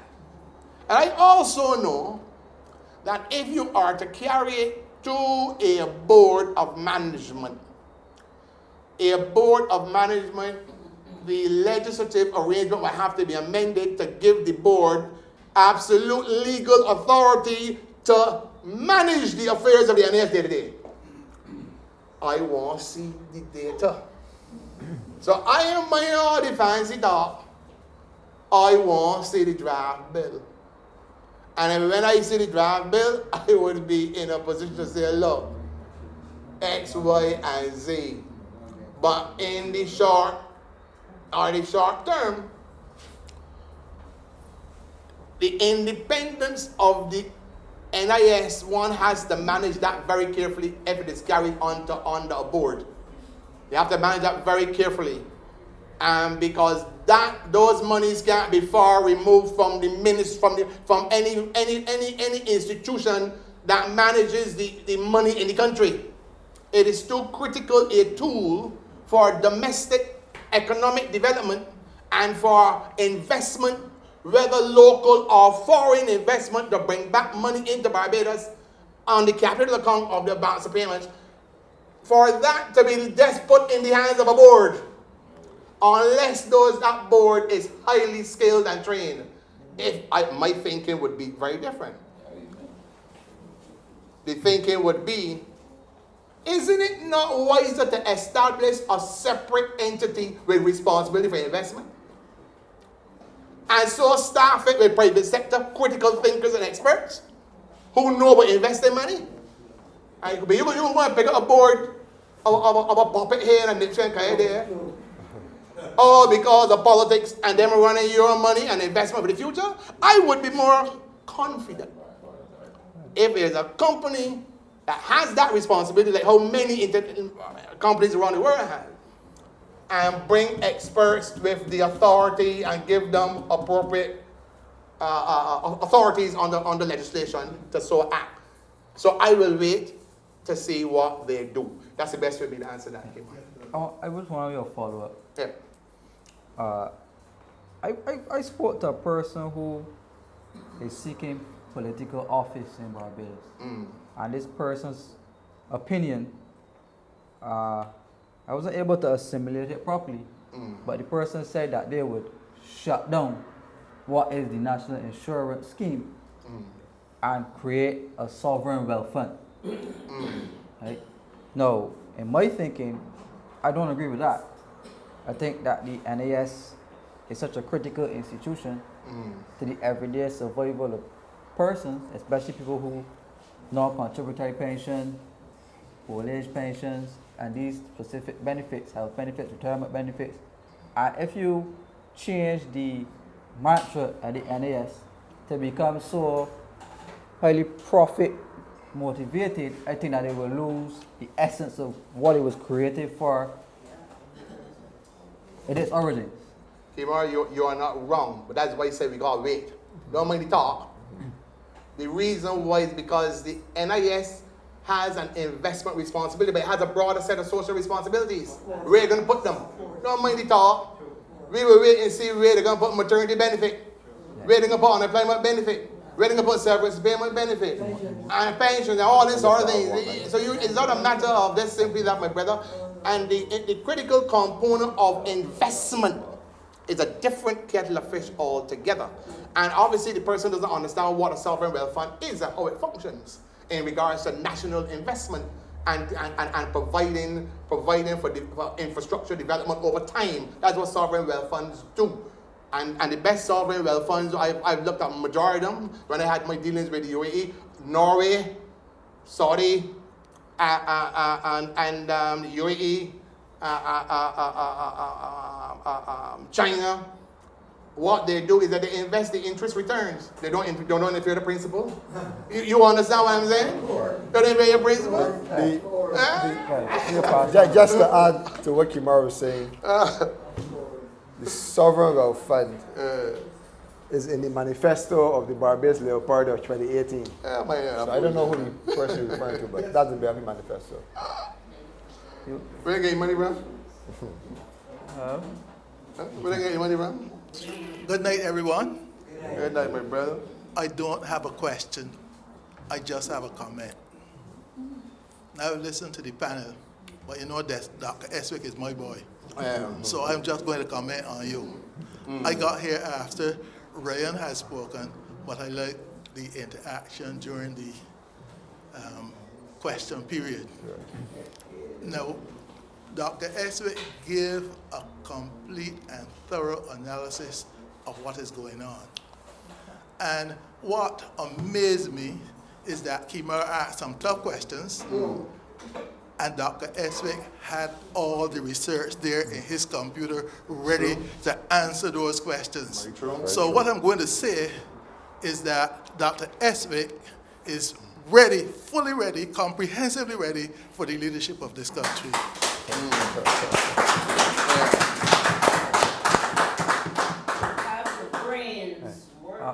Right, we're going to take one more. We see we have one more question because we're going to. Okay, and Commissioner. Wait, we're going to run out of time, so. Good night, everyone. Like my comrade here, I don't have a question really, just have a comment. Yeah. I think whoever put together this panel this evening should go to the top of the class. You have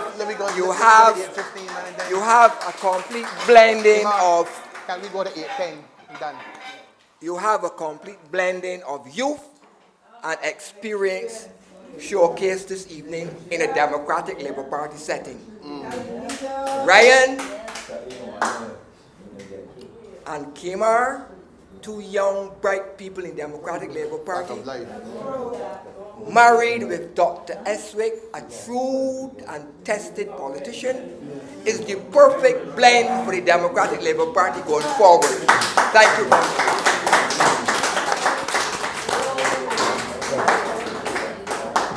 Right. This is our last question from Commissioner. Yeah. Good evening, everyone. Two questions I have for the panel.